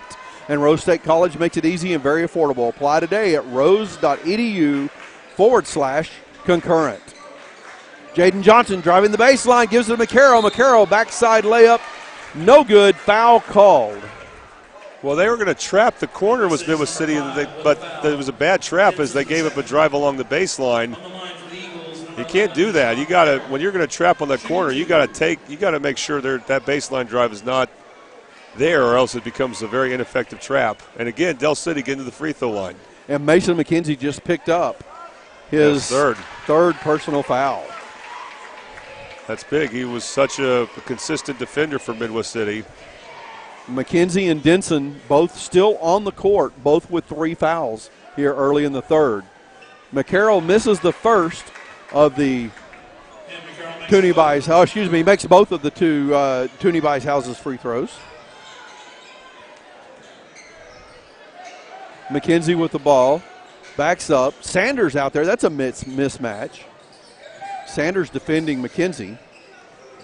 Henderson pulls up, shoots the 3 over Turner, and we're going to have a foul. We got a rebound by Jackson, and he's fouled on the putback attempt. That foul coming on Jaden Johnson. That'll be Jaden Johnson's third personal foul. Jackson probably could have scored if he just went straight up. He didn't have to put the ball on the floor. He had a wide open layup. Jackson hits the first of the Toonie Buys Houses free throws. You know, that has to be a human nature thing, because it is a habit that almost every basketball player has to break. That they get the rebound under the basket, and the first thing they want to do is dribble it once before going back up with it. Well, sometimes it's the right move, and sometimes it's not. But it doesn't matter because Jackson hit both free throws. Both of the Toonie Buys Houses free throws. Tough call. They were going to force a turnover, and I guess it's not a foul, but they hit the ball out of bounds. I got to say this, Bombers have got really close to forcing some turnovers that will lead to transition for them, and they just can't seem to seal it. Brian Williams picks up his second personal foul, 4th team foul here in the third period. Oh, so they did call a foul. They did. Turner passes off Jaden Johnson, defended by Denson. Thurston drives in. Man, does the guy know how to move and get to the basket. Thurston puts that one in the hole. Williams driving in, draws the foul. That's the point for Williams. He's missed a dunk and 2 free throws, and he's turned the ball over some. He's going to have a chance to put the Bombers up ahead. He needs to knock these free throws down. Landon Sanders picks up, I believe, his first personal foul. Second team foul. Brian Williams getting the Toonie Buys Houses free throws. He hits the first. Good for him. And he's an excellent center fielder in baseball and a good pitcher. I think he'll play center field to the next level. Williams' second free throw. Toonie Buys Houses free throws is good as well. So after missing both of his attempts in the first period, he hits both of them here, and it's still a 2-point lead for Midwest City. Turner in the backcourt, Williams on D. Turner crosses the timeline. Gets Thurston. Thurston going against Denson. There's a 3 from the corner. Jaden Johnson. Boom! It's a Bobby Lewis insurance 3. And the Eagles take the lead back. That's the first one that Del City's really hit cleanly. They had a rim in three. Ball tipped by Jaden Johnson, goes out of bounds, Midwest City basketball. But that was Kentrell Thurston who got the assist there. He is making plays consistently for the Eagles. And right now he's guarding Carl Shion Young, I think. Yeah, I'm impressed with Thurston. I like to watch him play. Very athletic, very quick burst. Ball tipped away from Jackson. He chases it back down. Jaden Johnson providing some good D. Jackson pulls up. Sanders steps in front of him. Brian Williams gives it to Young at the free throw line. Going against Sanders. Goes up, foul, and one. That's what Carl Shion Young can do. He's been quiet the last couple quarters, which has not been bad for Midwest City because he was making some bad decisions. So he's been more conservative after a couple of bad three-point attempts, a couple of turnovers earlier in the game. He's been more conservative lately, so we haven't really heard from him since then. But hopefully this is the type of play that he can start to get more settled in, and at some point he'll start to attack the rim more. Yeah, folks, the clock was running for about 10 seconds there after play stopped on that shot. So it went maybe even long, maybe even more than 10 seconds. It's down considerably. And we've got a turnover as Jaden Johnson steps out of bounds. And Carl Shion Young forced that turnover. You know, he's been solid on the defensive end. We're going to see Coach Hatchett call a timeout. Clock at 3:45 now. Timeout by Del City. It's a full timeout. So let's take a quick break here on the Oklahoma Sports Network.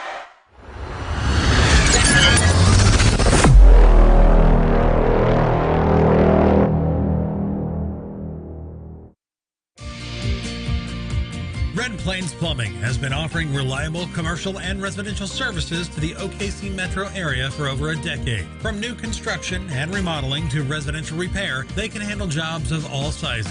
When you need a trusted name in plumbing, it's Red Plains Plumbing. Family owned and operated. Phone 405-769-1922. That's 405-769-1922.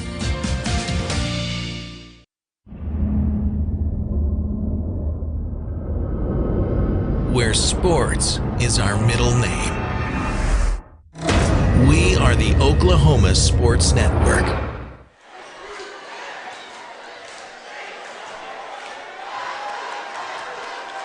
Oklahoma Sports Network. This is Tracy Mussett and Jordan Ray back at the J.E. Sutton Fieldhouse at Midwest City High School, where the Del City Eagles have come over to play the Midwest City Bombers.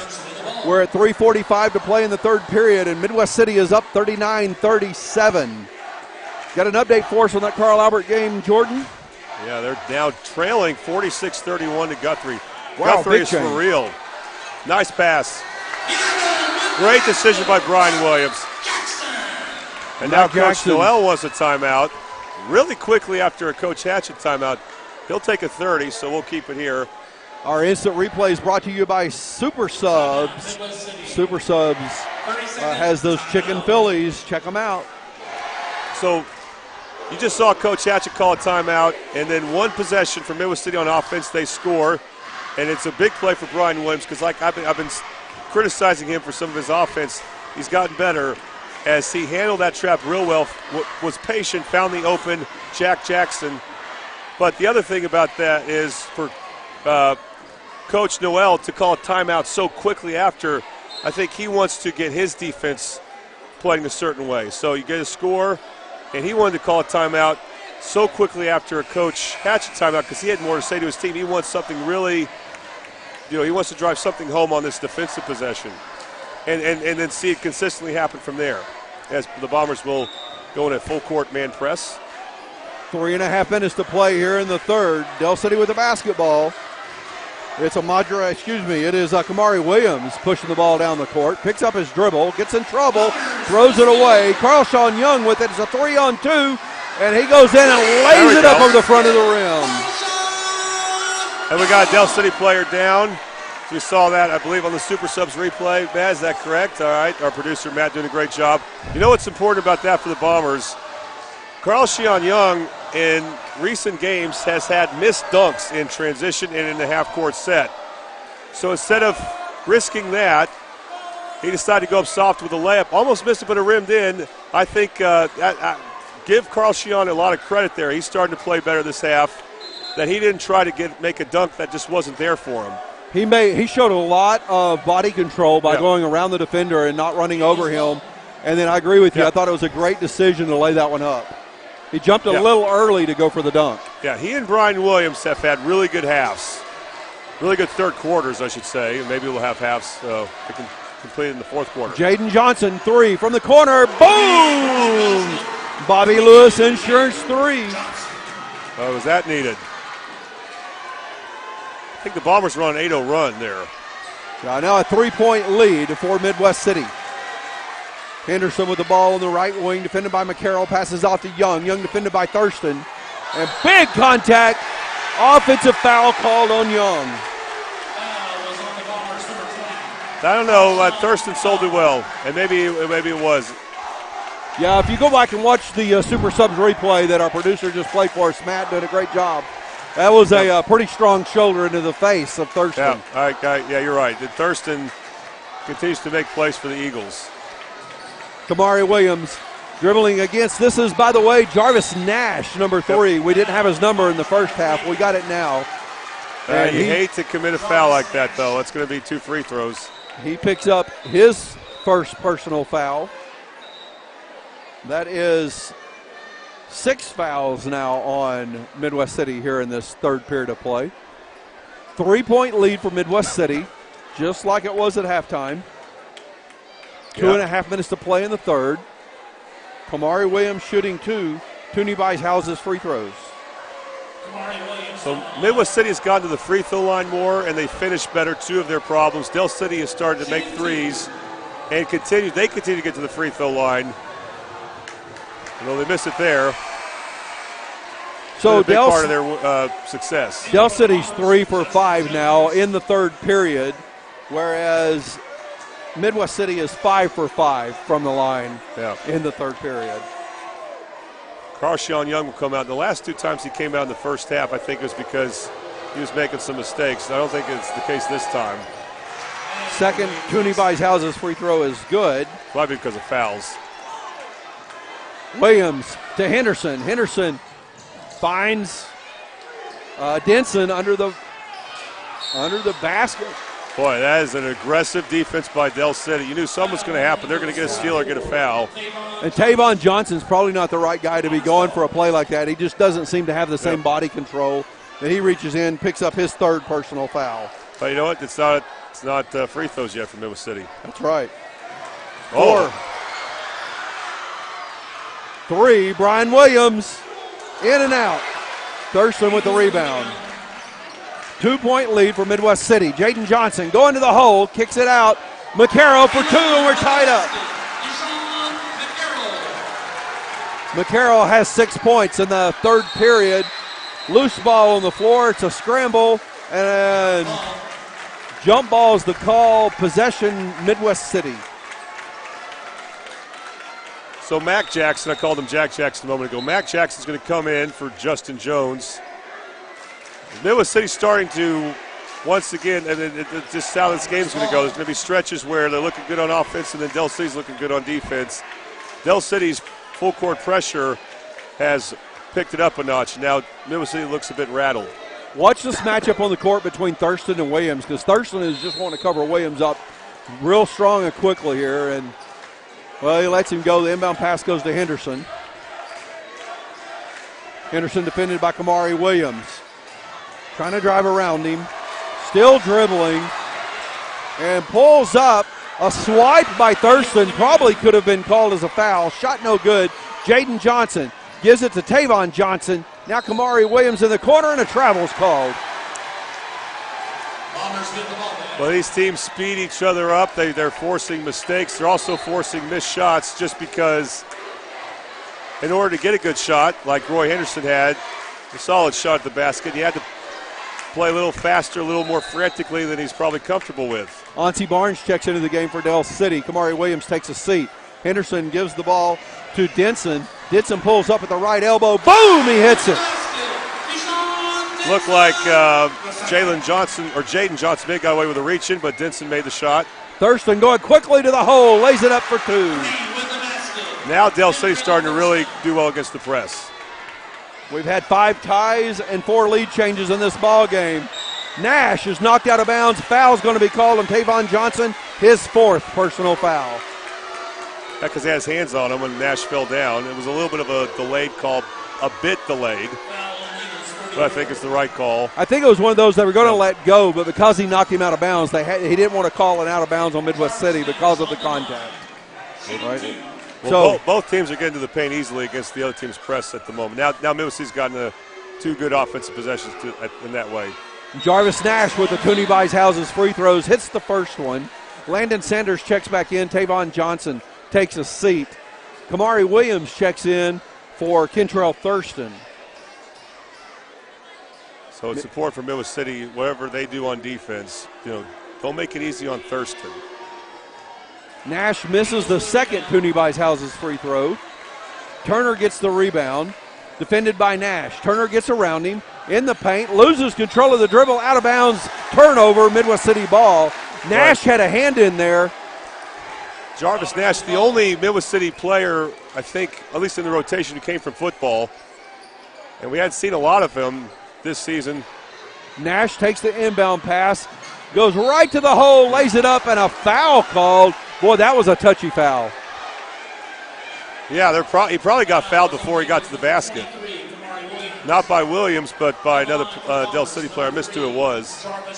Kamari Williams called for the foul, his second personal, and Jarvis Nash, again, shooting Toonie Buys Houses free throws. Man, this game's been wild. Nash is 2 for 3 from the line now, gives Midwest City the 2-point lead back. 53.7 seconds on the clock here in this third period, sponsored by Rose State College. Nash hits the second free throw as well. Barnes with the ball, tipped up, stolen away. What a play. Williams to Nash. Nash gets the bucket. What a save by Brian Williams. He has had an unbelievable third quarter. It's a 5-point lead for Midwest City now. Barnes out top of the ball, 32 seconds left. Third period of play. Williams on defense. Nash dribbles high. Jaden Johnson with the ball. Driving in. Slips at the elbow, loses the ball, and a foul is going to be called on. I think it's on Johnson. He just slipped. I guess they just called a travel. I don't. Yeah, they are. They're calling travel. Okay. But that's frustrating. Boy, it was a really late call on the travel. Not a foul call, and it's frustrating for Midwest City because they could have had a transition opportunity there. Yeah, I think that's why he called it, is that there was a travel. Midwest City had a fast break, and he didn't want to give them an easy fast break when the whistle needed to have been blown 3 seconds earlier. Now, you like to hold for the last shot, but I don't know if Del City will allow you to. So Denson dribbling against Sanders, pulls up for the 3, off the glass, no good. A lot of contact between Washington and McKenzie. Good block by Williams on that three-point attempt. We got a bomber down. McKenzie is down near the basket. Hopefully he's okay. He's not in the shot yet. You're seeing a picture of the Midwest City bench, but feel bad for him. I think he just fell hard on his back. Yeah, Washington actually hooked McKenzie and threw him to the floor pretty hard. He landed on his hip. So he's grabbing that hip area. I'm not sure what happened to Jaden Johnson on the other end, but he's the one who slipped earlier at the elbow. So he may be a little bit nicked up from that. And in the meantime, we got a 5-point lead after 3 periods of play for the Midwest City Bombers. So after 3 periods, 5-point lead for Midwest City. And we need to take a really quick break here in the Oklahoma Sports Network.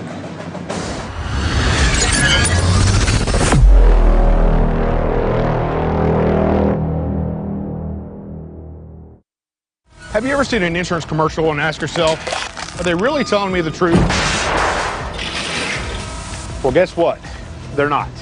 Somebody runs a red light and you think all of a sudden their insurance company's going to be all neighborly about it? Insurance companies aren't in the business of saving you money. They're in the business of keeping your money. So remember, save our number in your phone so when tragedy strikes, call Rob and Will. Network. Welcome back to Mid-Dell Basketball. It's Dell City at Midwest City. Starting the fourth period of play, the Midwest City Bombers lead Dell City Eagles 50-45. This is Tracy Mussett and Jordan Ray. Dell City with the basketball, tipped away off the foot of Jarvis Nash. Scramble for it, picked up by McKenzie, goes up, lays it up, and a foul called. And I believe that foul's going on Landon Sanders. We couldn't see it, but I guess the ref saw contact. Sanders looked surprised, though. I'm surprised the whistle didn't blow when the ball came off the foot of McKenzie down there. Well, if you dribble off your foot, that's not a kick ball. It's more like when you use your foot to attempt to deflect the pass. Still gets called a lot. Yes. Toonie Buys Houses free throws coming up. The hands of Mason McKenzie. He misses the first. Fourth period brought to you by Buffalo Wild Wings, 5500 Tinker Diagonal, Dell City. Come to Buffalo Wild Wings to watch the Thunder, Sooners, and Cowboys hoop it up. McKenzie hits the second of the two Toonie Buys Houses free throws. I am surprised he's still in because he was in a lot of pain a minute ago. He's still in the game. Jarvis Nash provides some good defense in there on Turner. McCarroll with the ball now, driving to the hole. McKenzie gets a block, comes down with the ball. And here come the Midwest City Bombers leading by 6. Brian Williams, ball tipped away from behind by Thurston, and Thurston picked up his second personal foul. I don't know why Thurston did that. He just grabbed him. That made it an obvious foul. It almost feels like they're panicking a little bit down by 6. Well, they should. Dell City, I mean, look, just listen to your coach. Coach Hatchett is an elite coach. A lot of points scored at the free throw line in the last 9 minutes of play. A 6-point deficit can be made up in like 15 seconds. Dell City does not need to panic, especially when you have that happen. McKenzie's had a great game, but he's not your primary ball handler. I think the block he had, though, was amazing. That for a guy his size to make that block, that's so good. Yeah, he gets called for the carry there. That's something that doesn't get called very often anymore. Yeah, and Roy Henderson about to check in for the Bombers. Turner. And foul on Nash. Handsy foul called on Nash. And Nash has been pretty good on defense. You know, he hasn't played as much. He was one of the rotation players last year, but again, he came in from football. Now Bombers football season didn't last as long as they hoped, but you're still behind. Officials quick on the whistle here in the fourth period. We're not even a minute in, and we've had 3 fouls called already in the fourth period. That's going to be real important too. Inbound pass goes to Thurston. 7 minutes and 5 seconds to play in this ball game. Midwest City up by 6.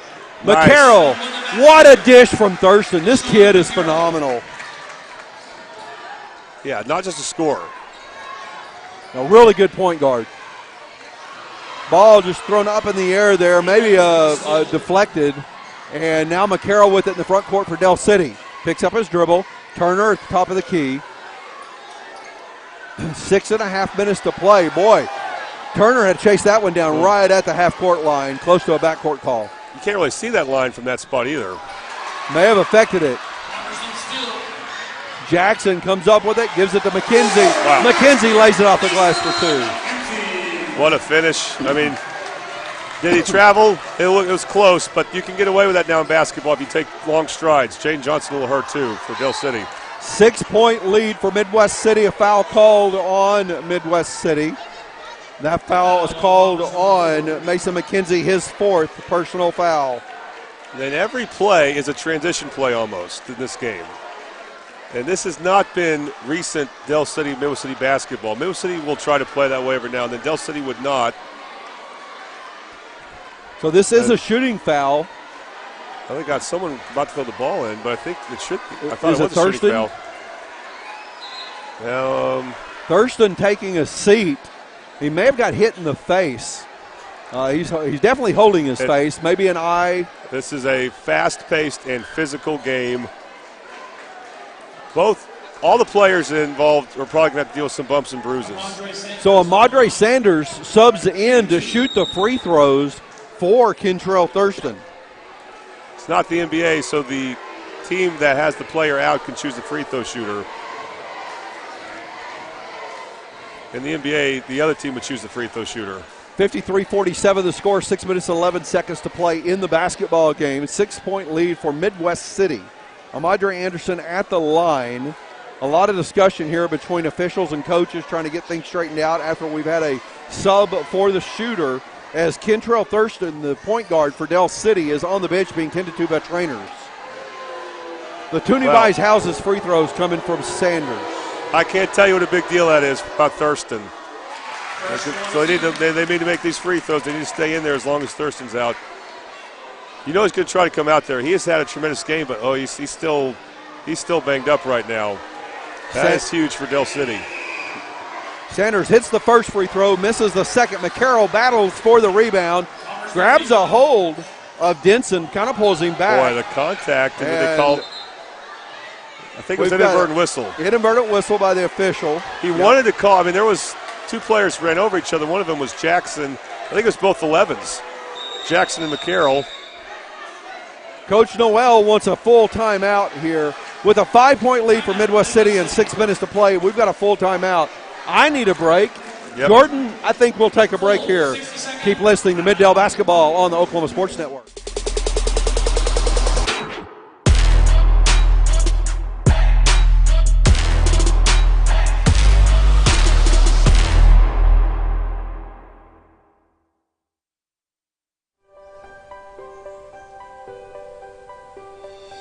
If you've lived in Oklahoma long enough, you'll know that we get extreme weather. With that extreme weather comes hail damage to your roof and an insurance claim. When that happens, there's not a better company to deal with on your insurance claim than Cantrell Roofing and Construction. Since 1987, Cantrell Roofing and Construction has proven to be the best in the business, and always remember, got hail? Call Cantrell. Call them at 405-642-8558.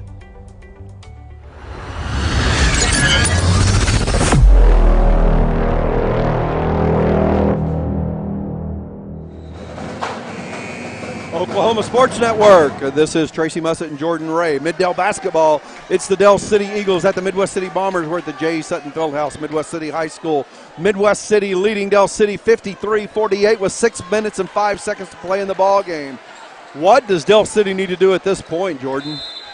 I think Demarion Turner might be someone they look to, but it's not good for them to be without Thurston. Whoa, what a grab. Carl Sean Young goes up in the air, pulls down the pass, goes up for the shot, is fouled, and the foul goes on Landon Sanders, his fourth personal foul. He can't believe it. I'm not convinced he's wrong. I think he may have a legitimate gripe, but, you know, the refs, they're going to start calling it tight, or they have been. It's kind of been back and forth. This has been a tough game to officiate. Young's Toonie buys houses free throws. He hits the first one. 6-point lead for Midwest City. Sanders probably wanted an over-the-back call on Young on that play.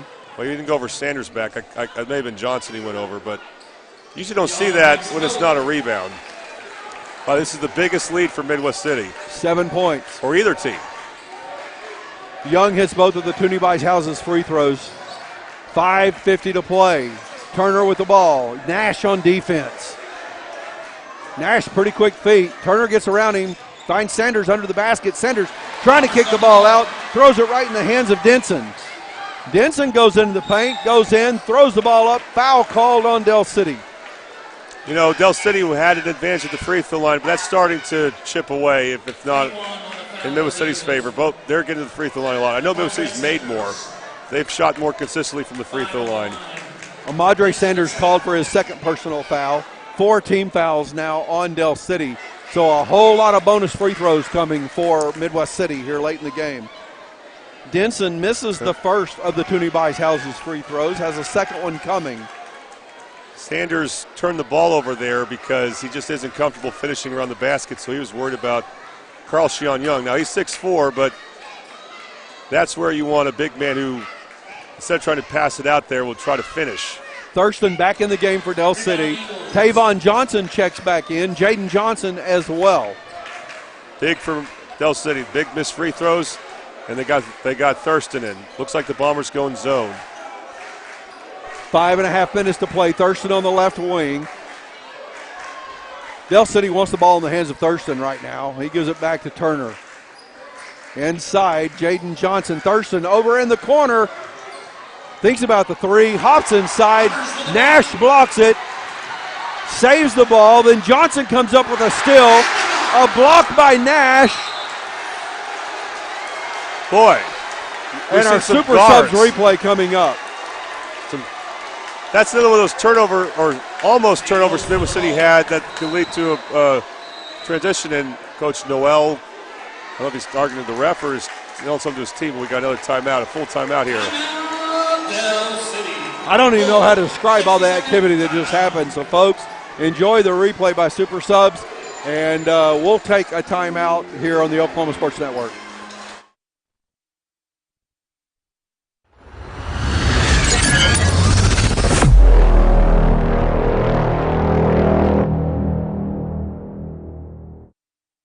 College is more than just going to class.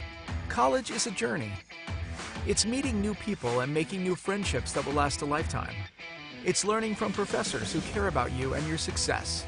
And finding out it can be really fun and rewarding.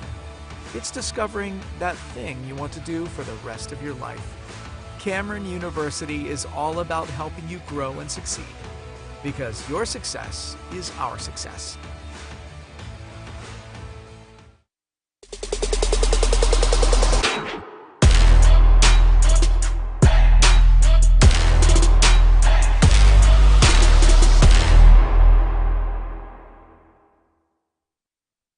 Welcome back to Middale Basketball on the Oklahoma Sports Network. Tracy Messett and Jordan Ray. The Midwest City Bombers lead the Del City Eagles 55-48 with 5 minutes and 1 second left to play in the ball game. It's Del City basketball coming out of the timeout. Our fourth period brought to you by Buffalo Wild Wings. Bombers continue to be in a zone. That might make it hard for Thurston to create, although he did try and he got a shot blocked. Turner out top. Looking for Thurston. Tavon Johnson all alone on the low post. But Midwest City doesn't feel real threatened by him, I don't believe. Right. Jaden Johnson, three, left wing. It's long. Carl Sean Johnson with the rebound. Yeah, Carl Sean Young, I mean. And I fouled him. He's going to come out. I mean, you got to be aware when you dribble anywhere between those volleyball lines, someone's going to try to get the ball behind you. Now, it's not going to be free throws, but it's going to be one step closer to Del City getting free throws. So Thurston providing some pressure there. Young called for that foul. That's 4, I believe, on him. He's going to take a seat for now. Brian Williams checks into the game for Midwest City. 4.5 minutes to play. Turner inbounds to Thurston. Midwest City in its zone defense right now. Turner on the left wing, looking inside. Jaden Johnson cuts, comes back out top. He's at the point. Midwest City just slowly moving their feet, shifting from right to left on D. Jaden Johnson, three from the corner. It's too long. Denson with the rebound. Thurston and McCarroll on defense in the backcourt. Nash now crosses the timeline. Around Jaden Johnson. Gives it to Jackson in the corner. Three's no good. Turner pushing it up the court. Thurston going to the hole. And a blocking foul called on Jarvis Nash. Nash got there too late. That's just not a good shot by Jackson.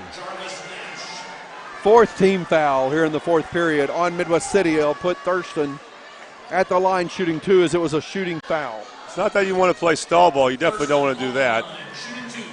But Del City was reeling on offense. You give them a transition opportunity here. No, missed free throw. Thurston may not be 100%. He probably isn't. I don't know. There probably aren't many players that are. Felt like he just kind of tossed that one up there. Yeah. It didn't real concentrated shot. It wasn't a good-looking miss, not just a miss. But if you're Midwest City, you should be. We're going to attack the basket, or we're going to pass the ball around. Thurston hits the second Toonie Buys Houses free throw. Full court pressure by Del City. Brian Williams in the backcourt. He finds Henderson at midcourt. Denson goes to the hole, lays it in for 2.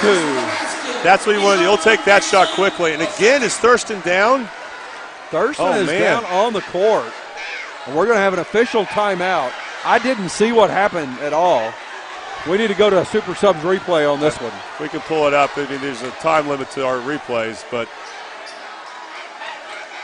I think it's his. I think you heard one of his. I don't know. It looked like he's limping. It did, like you heard one of his legs, but I also thought he got hit in the face at one point. He's going to stay in.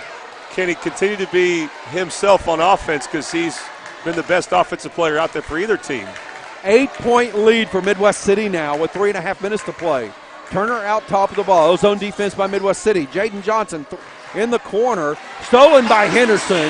Henderson versus Turner. Goes up, high off the glass. Shot no good. Thurston with the rebound. Turner loses a handle on the ball. Jaden Johnson comes up with it, gives it to McCarroll for 2 under the basket. Still plenty of time for Del City.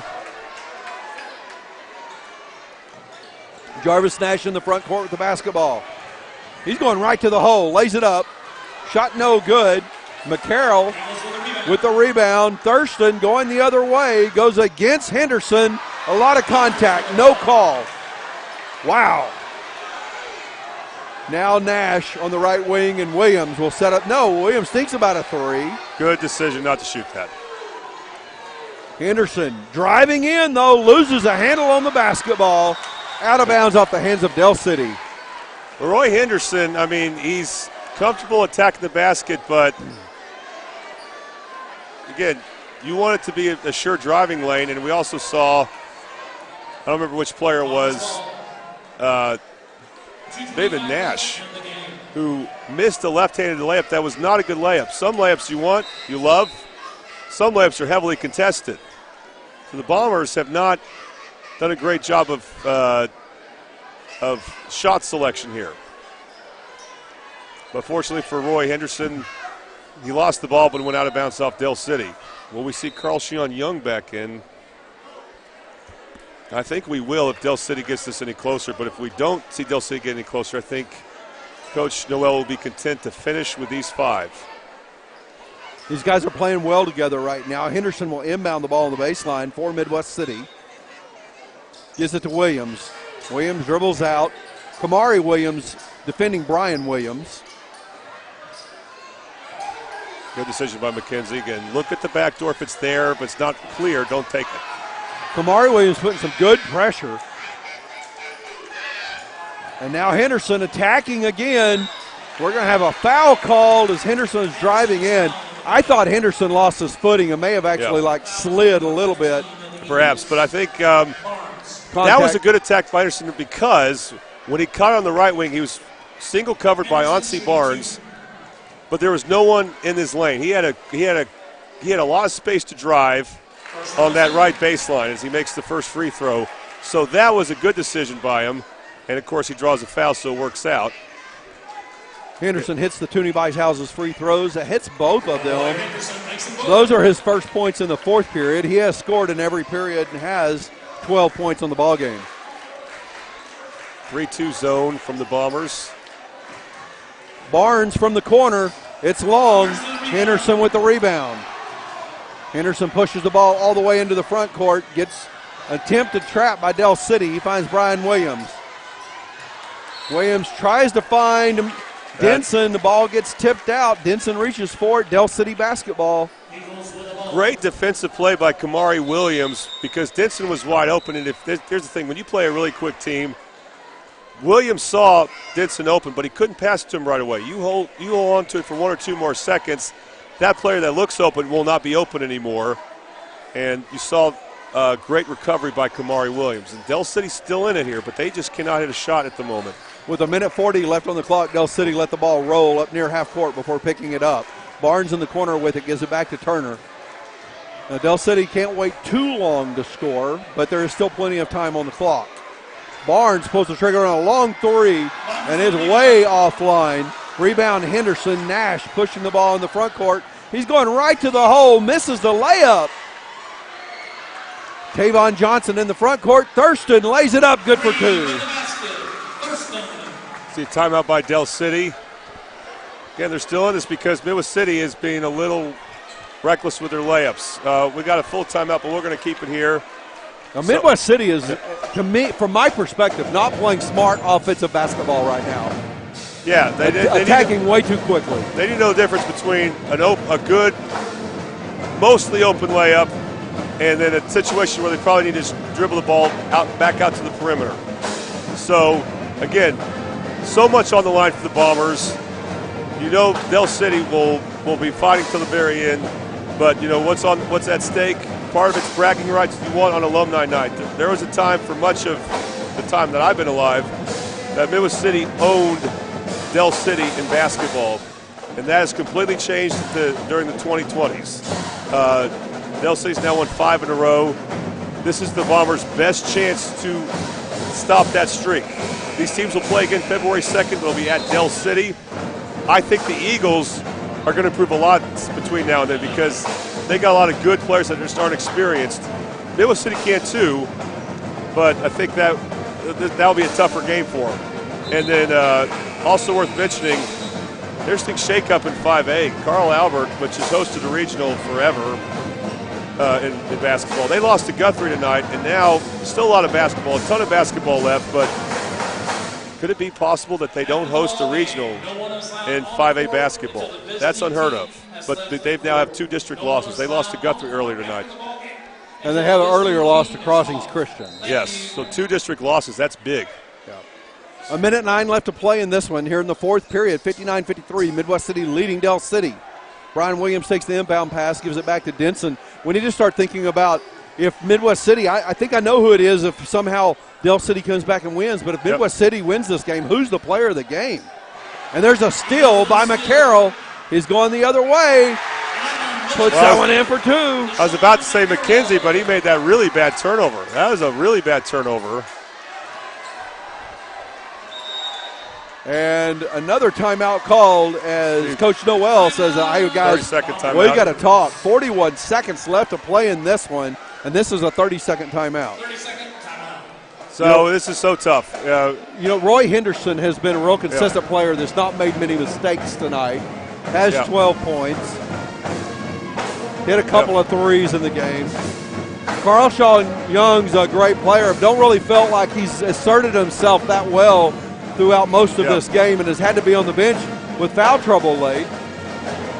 Yep. Here's the deal. You don't have to go to either one. You just need to have good possessions here, and that was such a careless turnover on McKenzie, who's played so well for him. But what's so tough about this, you can't just pass the ball around. You have to, at some point, attack the basket. But you also don't want to take a reckless shot. Yeah. So what do you do? That's a tough one. Both teams, by the way, with 1 timeout left. Difficult to find the balance between those 2 positions offensively. So 2 bad possessions for Midwest City. What makes them so bad, not just that you don't score, you give the ball back, but Del City, who couldn't shoot very well, got 2 layups, and now they are right back in this thing. McCarroll with 6 points in the fourth period. Jackson with the ball now, picks up his dribble, gives it to Henderson, back to Williams. 30 seconds to play. And a turnover by Midwest City. But they're just not comfortable trying to pass the ball around. I don't know if they've been in a situation all season where they're trying to protect a small lead. Yeah, and that pass to Denson was just at his feet. It was really close to him. The ball came hot and at his feet, and he couldn't come up with it. Just speeding up. Denson should come up and pressure the ball some. Del City picked it up. 25 seconds to play. 4-point lead for Midwest City. Turner to Thurston.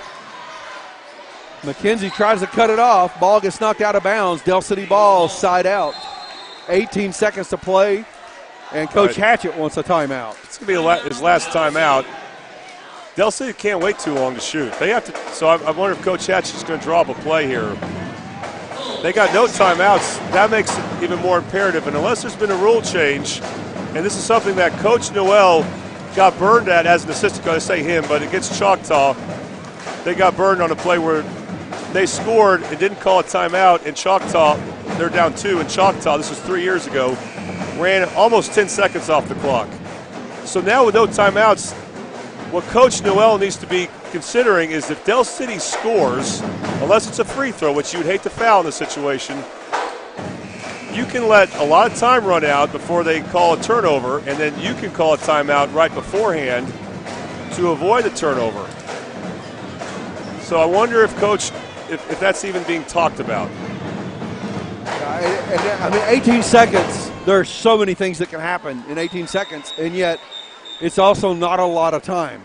Yeah. So there's a lot that Midwest City can do to keep Del City from working the ball inside. I think that Midwest City might have a little bit of advantage inside, and yet we've got Tavon Johnson on the court, who's the biggest man on the court right now, and Jaden Johnson's very, very athletic and has a little bit of size as well.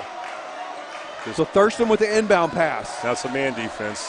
Jaden Johnson out top. A lot of time clicking off, and a whistle blows. That's a foul away from the ball. That's a horrible foul for Midwest City. Brian Williams called for the foul. Because now the clock stops, so they can make 2 free throws, that being McCarroll. And the clock will stop, so you can't run clock then. Wow. 12 seconds, and Deshaun McCarroll at the line shooting 2 Toonie Beishouse's free throws. He hits the first, and it's a 3-point game. It's a 1-possession game now. Important for Midwest City to rebound and also, protect the basketball. Kamari Williams checks in. Del City going small now. McCarroll's second free throw. Toonie Beishouse's free throw is good as well. It's a 2-point basketball game. 59-57, Midwest City leading. Inbound pass goes to Brian Williams. McKenzie takes it in the front court. Trapped immediately, and he's fouled. Well, he had a bad turnover a minute ago. He can make up for that with 2 makes. Fourth foul called on Jaden Johnson. Mason McKenzie coming with 2 Toonie Beishouse's free throws. A 2-point lead for Midwest City. Make it 3 as he hits the first. 7 seconds left. If he makes it, you still don't feel like the game's over if you're Coach Noel, so I wonder if he'll call a timeout just to make sure he goes over all the possibilities. Only 1 timeout left. That one by Midwest City. McKenzie's free throw is good. Clutch. I say that makes up for his turnover, and Coach Noel will call a timeout. We'll keep it here.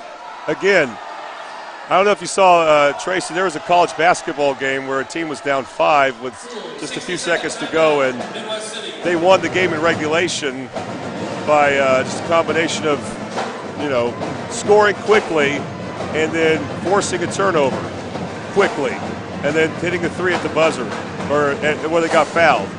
So lots of things can still happen against Midwest City. I think the main thing is you don't give them an easy layup, but you don't want to foul. You badly don't want to foul. If you're Del City and you need to score quickly, who do you want the ball in the hands of? Thurston. Absolutely. They should be thirsty for Thurston here. But again, he's probably not 100%, so we'll just see what type of defense Midwest City has. Because what you want, it's not so much does Del City score this possession or not, it's how much time it takes. Yeah, in watching this game, even if Thurston's not 100%, I'm not sure there's anyone on this court for Del City that I trust as much as You're right. hindered Thurston. So it looks like it's kind of a full court zone press for Midwest City. I'd consider face guarding Thurston, but that's not what their defense is set up to do. Thurston goes back deep. Long pass. Goes to McCarroll. Jaden Johnson for 3. Double pump. Shot no good. Thurston puts it in. They can just wait it out. They wait it out. It's over. The streak is over. Tough one, but they did it. I'll go ahead and give the player of the game to Mason McKenzie. The smart play by Midwest City there, too, was knowing they did not have to inbound the ball, that they have 5 seconds and no timeouts by Del City. Mason McKenzie, your player of the game, and the player of the game sponsored by the Eastside Church of Christ. The Eastside Church of Christ in Midwest City believes in loving Jesus by loving our neighbors. Folks, I'm one of the ministers there at the Eastside Church of Christ, and we do a lot of things for the community to try to take care of those in need while we share Jesus and the love of Jesus. We invite you to join us Sunday mornings at 9 a.m. for Bible class and for songs and praise at 10 a.m. If you can't make it Sunday morning, you can also Join us on Wednesday nights at 7 p.m. for Bible class.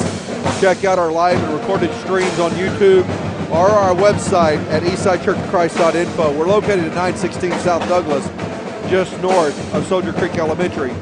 Eastside Church of Christ sponsoring your player of the game, Mason McKenzie. And now, Jordan Ray is down with Coach Tori Noel and the player of the game.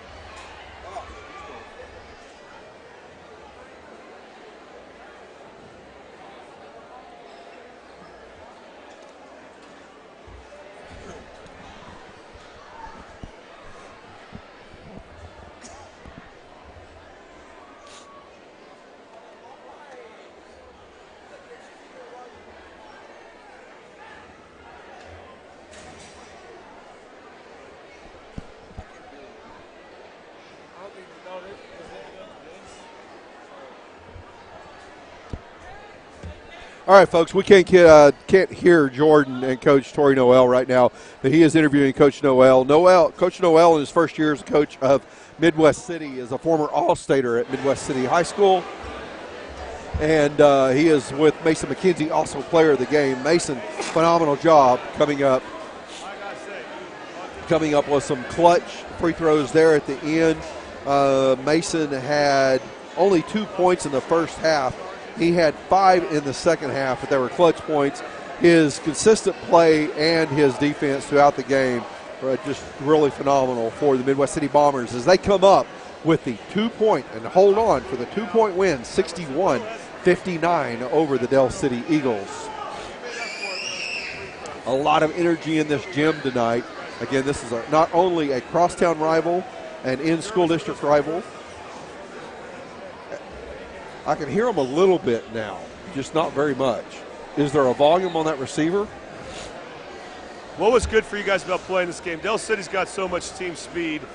They challenged you in unique ways with a frantic pace. What was so important about just playing in this type of game? The game is everything. The community is everything. Del City's strong. We're strong too. And 2 great teams going at it. We just happen to come out on top. All right, you guys are still undefeated in district, so you're rolling right now. Congratulations. Thank you. All right, Tracy. And we're back. You did get to hear a little bit there from Mason McKenzie. Just to wrap up some of the scoring in this basketball game tonight for the Del City Eagles with 17 points was Kentrell Thurston. With 4 points, Damarian Turner. Let's see, we had 12. Wow, what a performance. 8, 6, 14, 20 points for Deshaun McCarroll tonight. 4 points for Oncy Barnes, 1 for Amadre Sanders. 10 points for Jaden Johnson, 1 for Kamari Williams, and 1 point for Landon Sanders. For the Midwest City Bombers, we had 12 points for Roy Henderson, 2 for Justin Jones, 7 points for Mason McKenzie, 12 points for Deshaun Denson, 8 points for Mac Jackson, 13 points for Carl Sean Young, 2 points for Brian Williams, and we had 5 points for Jarvis Nash as, again, Midwest City defeats Del City 61-59. First time they beat them in 4 years, 2019? 2019. Last time they won against Del City here on this floor was December of 2018, so it has been 5 years for that. And the last time they beat them was at Del City, and I believe it was either late January, early February of 2019. That was back when these teams would play in the afternoon. And so, yeah, this has not happened since we started covering games on the Oklahoma Sports Network. And so it's – and these teams will meet up again February at Del 2nd. City. Yep. On Groundhog Day. Yeah, that's right. So who knows what we'll see in that game. Both teams, Del City, I think they'll be just fine. They have a chance I believe, if they can win out and beat Midwest City by more than 2 points, I think they would have a tiebreaker over them. So everything's still in front of the Eagles. They're fine. They played a really good game considering how Midwest City's dominated district opponents their first 3 times, and Del City really caused some problems for the Bombers, and it's going to be interesting to see how they rebound from this. And I know, they will have an early season loss every now and then. Coach Hatchett will get them playing their best basketball after the new year. All right. Again, the player of the game, Mason McKenzie. He just played really consistently throughout the game, played some really good defense, and came up big with some clutch free throws there at the end. What an exciting game to be able to call. Thank you for allowing me to be a part of it. This is some exciting basketball. Well, we wish Ray the best. He was going to call this game, Ray Maytubby, but he's stranded. So we hope he gets that situated here. Yes, he would have had a lot of fun as well. Of course, his sister is Akila Howard, so he would have fun with the girls' game. But, yes, Tracy, glad you're able to fill in. Glad we're able to get Carl Albert's game as well. And I tell you, district play it really makes things interesting because you don't really think much about the coaches' standings at this point. But you do think about district record, and you think about what is the trajectory of certain teams now. And for Midwest City girls and boys, their trajectory is to win the district. Lon MacArthur is still out there. They'll play, I believe, on March 12th. Not March 12th, January 12th. I said January 13th earlier. I did my math a little bit wrong. Del City will play them first. Both games will be on the Oklahoma Sports Network. The first full week of getting back from the holidays in January, and I'm really looking forward to that. It's going to be interesting 3-way race to see which team wins district and which team, or which 2 teams host district, because the top 2 teams host, and that's such a big deal for if you want to advance in state. And by the way, if either one of those teams hosts Midwest City or Del City, one of the teams they might be playing not in the first round, but the next round might be Carl Albert, unless they can start to get some things better, which they could. But Carl Albert with 2 district losses in their district, because Guthrie boys have kind of come out of nowhere, and they got a big win. So that would be interesting because that so rarely happens. And that was a team that in Carl Albert that I thought was going to be a favorite to win state. But Crossings being elevated to 5A kind of changed some of that. And a couple other things. I think the Titans will get better as well because that's what they do. But, again, just that interesting on both sides, boys and girls, how things are going to play out. And it's going to be a fun battle for 5A because we got some teams on the Oklahoma Sports Network that will be very competitive in 5A, and I can't wait for that. But we got a lot of things we got to figure out first. Yeah, and to seeing some of the youth on these teams, you're talking about Del City having all the seniors last year, and now they've got 5 new starters coming into the game, and so it's early in the season, and would fully expect Del City, with all 5 of these guys being new in the starting lineup, to see some significant improvement as the year goes along and we get closer and closer to playoff time. The younger the team, I would expect the more improvement that we'll see out of them through the season. Yeah, not just younger, inexperienced. Del City's got juniors and seniors that are really good, but they're inexperienced. Well, absolutely. That's what I meant. Yes, but it goes that way with youth. I mean, for Midwest City, they still need to figure out how to really get good chemistry with Carl Sean Young on the floor. He's had some monster games. I mean, he had, I think, over 40 against Noble, but Noble was not that much competition compared to a team like Del City. So this is a chance where he can really learn. But, there's got to be chemistry issues there that can get better, and hopefully for Midwest City's part will. But also for Del City, there's still an outside chance, and we'll know by early January that they could get LaDainian Fields. If they do, he will be a difference maker. And Carl Albert, with that loss, they might make some contacts to. I mean, the coaches are obviously see him on a regular basis, but Marcus James, another highly decorated Division I player, maybe like, hey, Marcus, you want to at least play your junior year for us? Because he's a really good basketball player. And those 2 things, not likely, but there's a chance. And so, like I said, just a lot of things that are going to be interesting. And on the girls' side, Carl Albert, I expect them to get better for sure because they're also young. And I think Del City, when they get their guards back, mainly Sasha Hunt, they'll be able to turn their game up a level. And the Midwest City Bombers in girls basketball, again, they look like they're oozing with talent, and they're peaking right now. Of course, you don't want to peak in December necessarily, but they could be peaking for a long time. I want to say real quick, we want to thank Amaya Robinson for running camera. You can't see her. And our producer, Matt Batista. My football announcing partner, Tom Carpenter, texted me and he wanted to know who the handsome guy was. So he was talking about Matt, of course. But both of them, they worked Midwest City football for me, so I'm glad I can have them with me for this basketball game. And one more thing about all that, we've done a game in Carl Albert, we've done a game in Midwest City, and we'll be doing a game in Del City, and what's going to be another huge district game when Del City hosts Lawton MacArthur, who currently is undefeated in district play, Tuesday, January 9th. Can't wait for it. It's ways off, but we can't wait for it. We need to thank our sponsors that made all this possible, too. Our starting lineup sponsor at the start of the game, Dynamic Health. Our free throw sponsor, Toonie Buys Houses. Bobby Lewis Insurance for sponsoring our three-point plays. Super Subs, who sponsored our instant replays. Player of the game was the Eastside Church of Christ. And our quarter sponsors, Buffalo Wild Wings, Casa Juanito, and Rose State College. And really appreciate them for making this possible. Folks, again, want to remind you that if you're out there and you happen to be in one of these businesses, give them some feedback and let them know that you appreciate them being a part of Oklahoma Sports Network and bringing high school basketball to you. All right, that will do it. 61-59, the final. The Midwest City boys defeat the Del City boys, and in the girls' game, it was the Midwest City girls defeating the Del City girls 57-34. That's it for tonight, folks. Hope you enjoy everything we do here on the Oklahoma Sports Network. Tune in next time. And this is Tracy Mussett, Jordan Ray, and appreciate you for listening. Thanks for watching this presentation of the Oklahoma Sports Network.